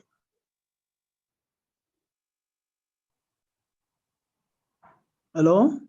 Yes, hello, Ndando. I'm finding you. Good, thanks. Yes, Your comment? Yes, Yes. I am the candidate. Registered as a candidate to South African Council for Architectural Profession. So my question was, just sent the message saying that we had a network cut off. So maybe I didn't clearly hear the answer to that question. That are there any mechanisms of which can be in place so that all the workshops that I have attended of the CPD, I can just get them in one click? Or maybe if there is any method that can be implemented. Because currently there are some workshops that I've attended before, but then I'm still puzzled of maybe how am I gonna preview them all at once, and so that I can know the track of my CPD points. And the second question is it possible that there can be dedication for a day of which the workshops can be done in a week? Let's say maybe on Friday, because maybe we can dedicate Friday, so we know we're going to attend the CPD workshops online. So the rest of 4 days in a week, we dedicate to doing work. Because I think maybe if the webinars become randomly distributed or held within the week, somehow it would disturb our working time. I think maybe that's just the question I have. Okay. Thank you very much, Ndando. Panelists, anyone wants to respond to Ndando's questions? Mr. Chair, allow me again. Yes, Franz. I think I hope if I remember, if I heard correctly now, it's there might be a request to have it on a specific day. We are very flexible, and if we get a request for a certain topic on a certain weekday, etc., it can be easily accommodated. And if it's missed for that reason, I just want to say again, it is from now on, it will be a recording of that will be available with few things in it, just to make sure that the person is not just getting into the recording, etc., and then say, okay, I've done it, but there's time lapses and stuff that are being measured in the background that you have to adhere to. Otherwise, you will not get your full credits or participation for that. And that is through then the ECPD portal. Now, if you go on specifically our organization's website, if you scroll down to the bottom on the footer, there's a direct link to the ECPD portal, and it's not just ours that are on there. There are quite a few other VAs and other service providers, CPDs, that is also now being posted there, which people can actually access through that. One thing that I just wanted to say about webinar-based CPD, and like I've said earlier, we started already in 2017 with that. We did found, and we still found, that a lot of people think that's an easy way out. I just log in, and I've experienced it the past 3 weeks when I was the presenting for the SBS Academy, a workshop to a local authority. People log in and then they leave, and they can go and do a lot of other things. So they actually don't participate, but they logged in, and then people expect to get CPDs for that as well. Now, that is one thing that we as a VA take quite seriously, and that is why we have got specific programs or software that we use that are actually measuring attentiveness in the background. And we have put limits to the percentages there. So if you get, let's say, for instance, less than 60 or 80% attentiveness rating for a workshop, it's this for a webinar, it's the same as I actually attending a workshop, but mostly I'm outside working on my cell phone, etc. So you're not actually participating. And I know a lot of people get angry with us as a VA sometimes about that, but especially when it comes to webinar-based CPDs, whoever is presenting it must actually must be able to actually to vouch for the fact that that person was there the whole time to actually to get his CPD credit. Otherwise, it is also going just to be a quick way out of getting my CPDs without actually doing something. No, it's like watching TV. If I don't like the film, I can leave the TV on and go and do stuff else. And when the film is over, I can come back. But my TV was the whole time on, and it will register that my TV was on. So that's just a few things on online CPD, etc., that is available, as well as the one on demand that's available. But you will find that these are additional requirements that we as VAs have, as a VA has put into that, just to make sure that people are actually attending it and not actually just log in and log out, and then because they've logged in and logged out, they think they will get their CPD credits allocated to that workshop. Thank you. Okay. Dr. Islam. Oh, sorry. Okay. Uh, Yes, Ndando. Yes, I'm very impressed with the answer from a gentleman. But then there's just maybe few advices I think that would do. If maybe we are on the webinar, sometimes you say everyone should vote whether the comments should be passed, or maybe should be like people's response through during the webinar. Maybe we'll give you the immediate response of whether people are still active or they are maybe out for doing other stuff. But I think it's very important that people should not take just CPD points, but they should participate as well. Yeah. Yeah. Okay. Otherwise, thanks for the answers. Dr. Islamini, can I just add? Yes, Mr. Pur. Thank you, Dr. Islamini. Thanks, Franz. I totally agree with you when you say that Saturday attendance is bad. And I'm not gonna, as a provider, it's to travel out, spend a Saturday morning working for 2 or 3 people attending a course is not worth it. We then have Ntando now that suggests Friday. While we try to have our CPDs on a specific day, the point being is that if you're there for the education and want to do it weekly and do a monthly course, I understand. But that's your willingness to do that. The minimum requirement is that is 1 day a year. In theory, all you have to do is spend 8 hours of CPD over 365 days. And I'm just saying from a legal minimum point of view, although I'm encouraging people to do more than the minimum. And if for that 1 day, you cannot arrange to have that 8 hours available from work, or whether you're doing 0.2, 2 hour over 4 days or something like that, or if you cannot arrange for your parental duties, a babysitter or something like that, if that's required, as Katsitso or Katsitsi was saying, then there is a problem. I'm saying you just need 8 hours a day. Oh, sorry, 8 hours over a whole year as a minimum. And the reason, or one of the things that crossed my mind is, and I think only SACAP can answer this question. When I looked at the tables from the presentations earlier on, it seems like a very small percentage of professionals are actually compliant or actually doing CPD. Even Mr. Douglas was saying this earlier on. There's people you see at council, etc. Okay, we're Durban-based, so we know, we interact or we engage, or we know who the other professionals are, and you don't see them at CPD events.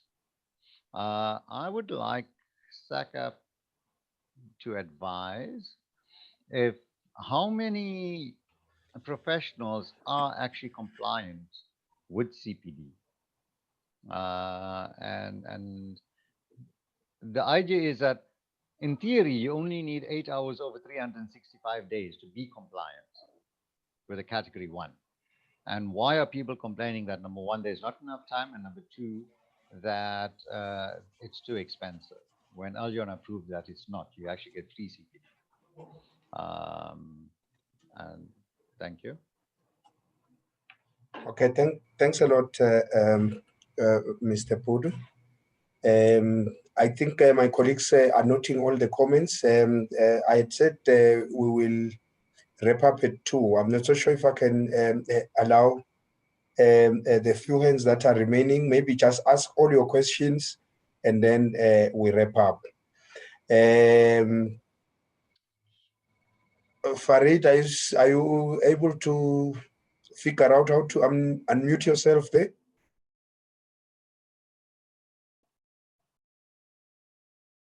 No, there's still a problem. Perhaps then let's ask if you can just put your comments on the Q&A box. Mr. Douglas? Thank you, Dr. Dlamini. Just quickly, if I can come in here about the CPD and being easily available. I think we're spoiled for choice at the moment. I think there's more CPD being offered now than ever before. And I mean, you've got the whole gambit, right from 1 hour right through to 2-day workshops. And a lot of the cases, the prices have come down by half because we don't have to worry about food and accommodation and venues and all that, travel and all that kind of stuff. So I would say that you just need to look around and see what there is. There's a lot of stuff coming through from the various VAs. Do a little bit of homework, pick out the time that suits you. And then other than that, also go, as France is saying, and I know with CYBID, we're working on our webpage where there'll be information available so you can go in at your own time at a very small fee and get some of the stuff that you need. Thanks very much. Thank you very much for that input, Mr. Douglas. The last hand in the attendees, it's, oh, it went off. It was Gert. Gert? Yes. And then Ambrose. Oh, sorry, my hand is up. Apologies. I wasn't going to ask a question. Oh, Sorry. okay. Okay, that's fine. Ambrose, do you want to come in?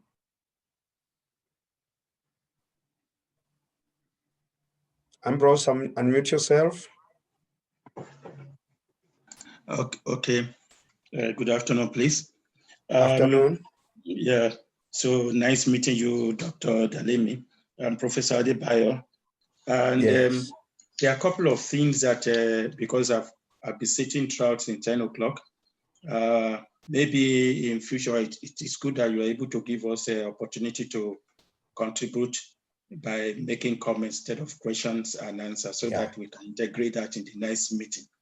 Yeah. And the other thing that I've observed, you see, the SACAP is to create a policy framework and also part of the legislation and but also it needs to have a systematic approach of management.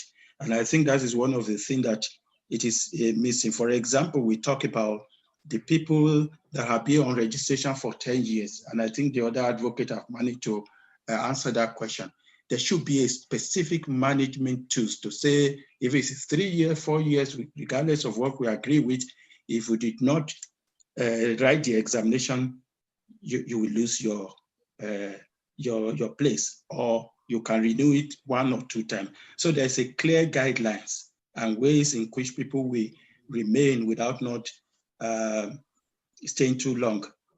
Then the other thing that is very important for me from the academic point of view is that I think the other colleague Pile did ask what constitutes part of academic something for the SACAP. I think that was there for many years. But I saw a table that was put up by NITA, which is trying to show the equivalent in various activities. I think you must be able to send that to those institutions. And I would like to have a copy too, because it seems to me all those things are spelled out clearly there. What's the conference, what is the paperweight, and all those sort of things. That is very important. If there's any other thing, then we must then engage with SACAP to include that in part of the CPD, because for many years I was head of School of Architecture. We try as much as possible to encourage the academia to be part of the SACAP activities. So that is one thing. Then lastly, that is still a bit contentious for me. I think SACAP and SAQA and the Minister of Education should engage more vigorously as it used to be in the past, and I think they are still doing that, because I see that when Kevin was talking, because he was one of my staff before, that those 1 year we put in between BAS to master for the student to go out and get practice with a logbook. That's what we do now in Barcelona. We come with a logbook. Without that, even though you get 100%, you will not be allowed to go to the next class. The idea there is to be able to expose students to practice. And I think there should be an evaluation of those things. How important is it to the student education? They should be able to answer themselves, because we see some of them even go for 2 years before they come back. And when they come back, they perform very well. So that's one of the things that I would like to contribute.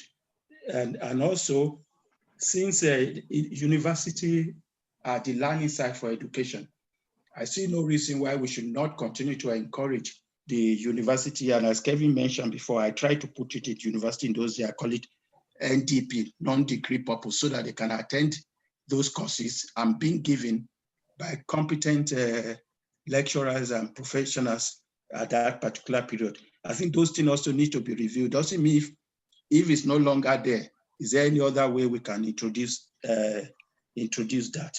So that's the only comment I would like to make. Okay. No, thank you very much, Prof. Panelists, any response to that input?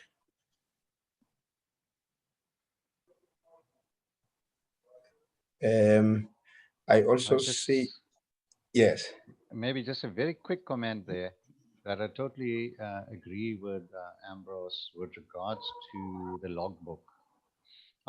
Because I see many students that come through into the industry that lack that practice place experience.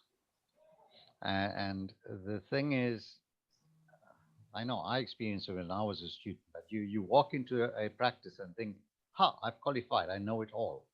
And now that you've actually removed, or it's not a requirement to have the logbook, it's like, I know it all and I don't need to learn anymore. They pay me a professional salary and let's get this done with. And that's the expectation. But there is so much that they learn during that. In my time, it used to be 18 months of in-service training. I'm not too sure why that was removed. I'm just trying to reinforce the fact that it needs to come back. Thank you. Okay. Right. Thank you very much. I see the president's hand is up. Mr. President. Yes, thank you, Chair. I think I'm just gonna comment on the issues raised by Professor Adebayo, and I think I remember a few years ago when I had about 2 students in my office. I got a visit from it was a CPUT. I got a visit from CPUT, a lecturer who was sort of involved with the students. And for me, it just showed me that the institutions or the institution at that time was following up on what is going on at the practices. Are the students getting the value of the training, or just to see what kind of training they're getting? So I was very impressed, but I've never seen it again. I don't know whether it's still happening, and I don't know whether schools of higher learning are doing it, but it actually, I would encourage it. Just to say, at least I saw it was done by CPUT. I don't know the others, whether it was have embarked on that. Thank you. Yeah. Okay. Yeah. No, I think that's probably worth exploring going forward. Colleagues, I think I had requested that perhaps we deal with the comments until this hour. And then what we will do, colleagues, perhaps with the assistance of IT, is that all the comments will be responded to by the panelists. Will circulate them amongst the panelists for comments, those that have not been dealt with. And then we can then maybe probably just...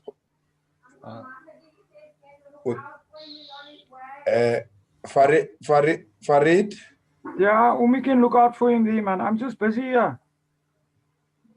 He must just hoot when he gets there, man. I'm busy here. He must just hoot. I can't go sit there now. Farid? Dr. Islamini, can I suggest that Farid is actually having a personal conversation, and we can mute him? But there's Art Henderson that has been unmuted and wanting to talk for a while.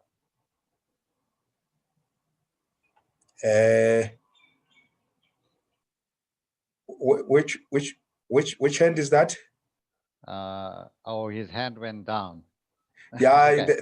there is one hand that has been coming on and off. But perhaps if you come in maybe during the final session, we'll be able to take you. And then, so colleagues, what I would like us to do now is to just spend a few minutes maybe reflecting on the issues and gaps that have been flagged in as far as the survey is concerned, and from the discussion that we have had. And then if you can just suggest for us, some of the discussion has already been moving in that direction in terms of coming up with suggestions going forward in terms of how we address some of the challenges that have emanated from this survey. So if we can just spend the next couple of minutes engaging on that, colleagues.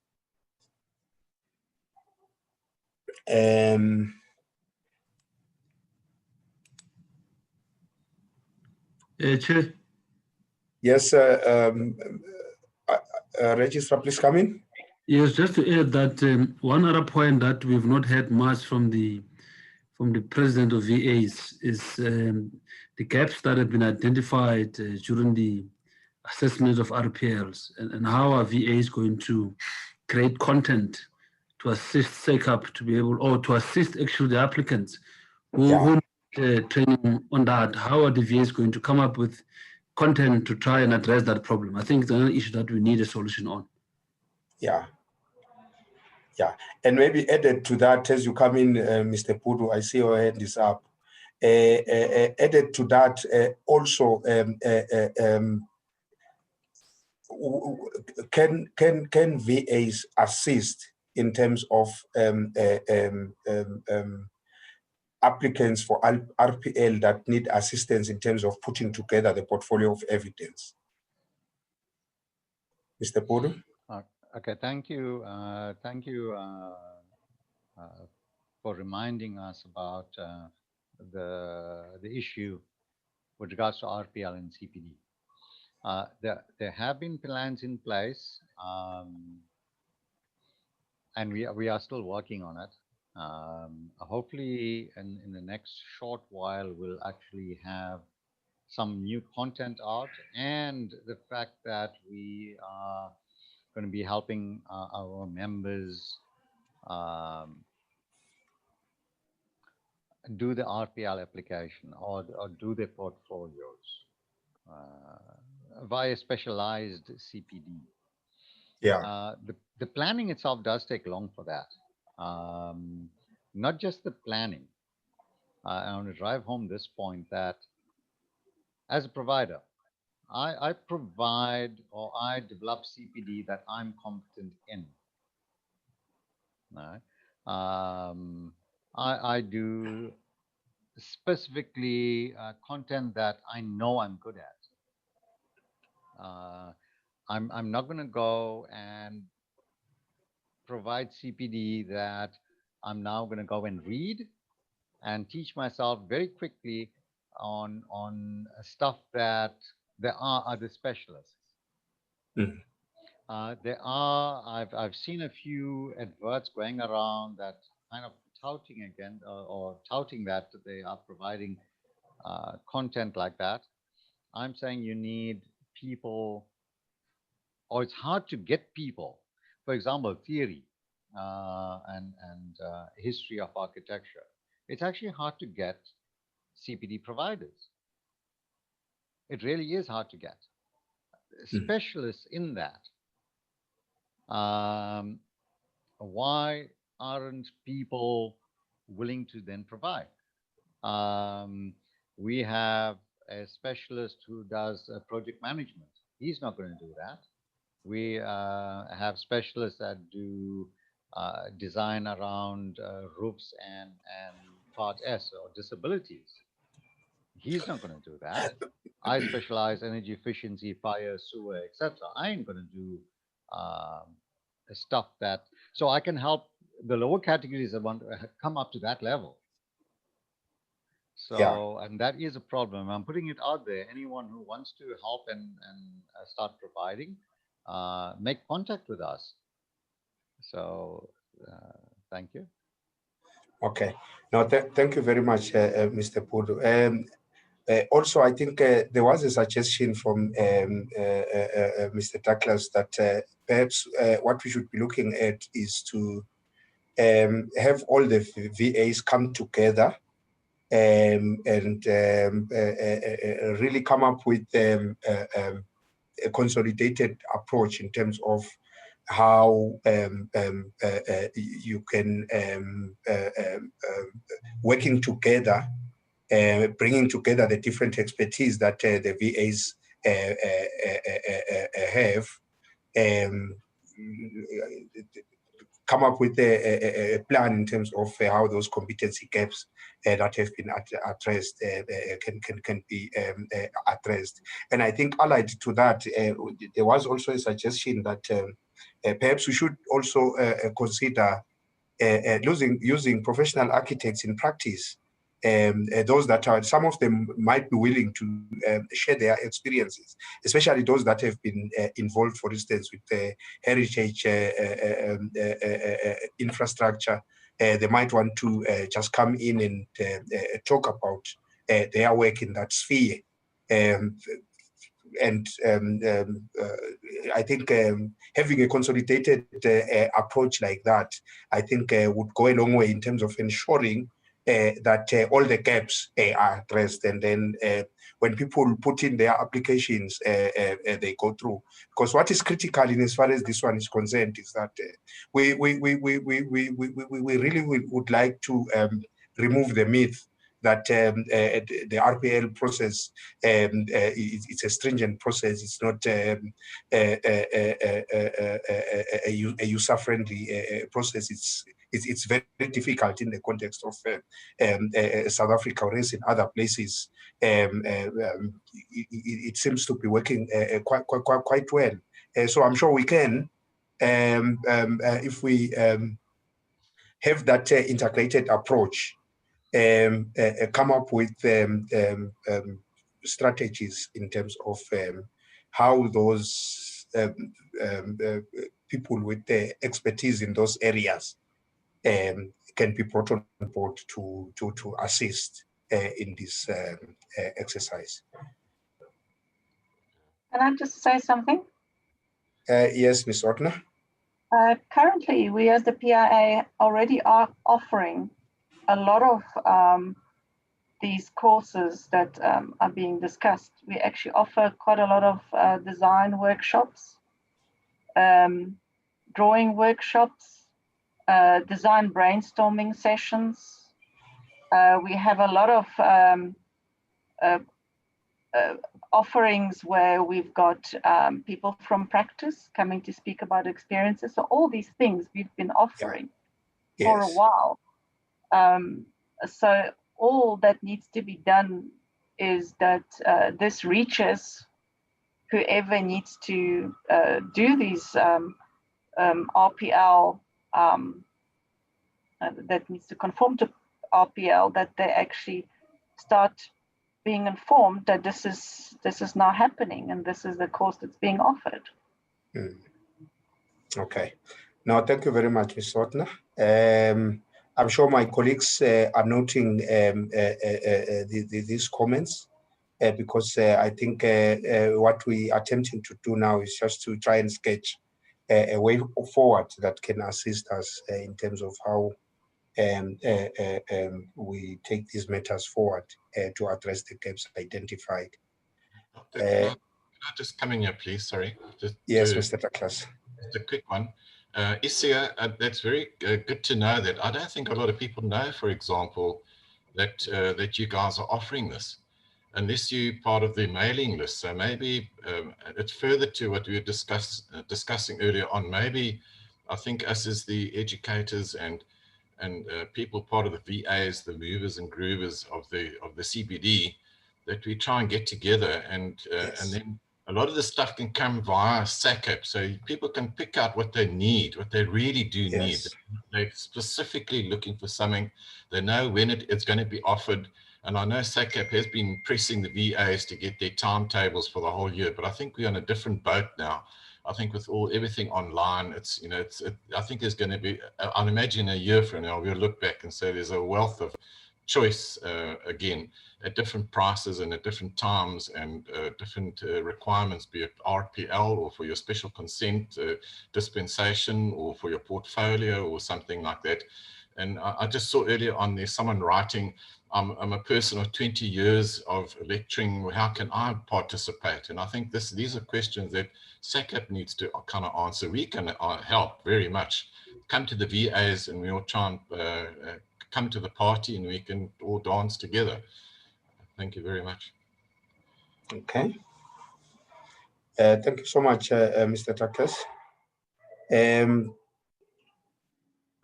Panelists, okay, I see. Let me go back to the participants. Farid, your hand is still up. Did you want to come in?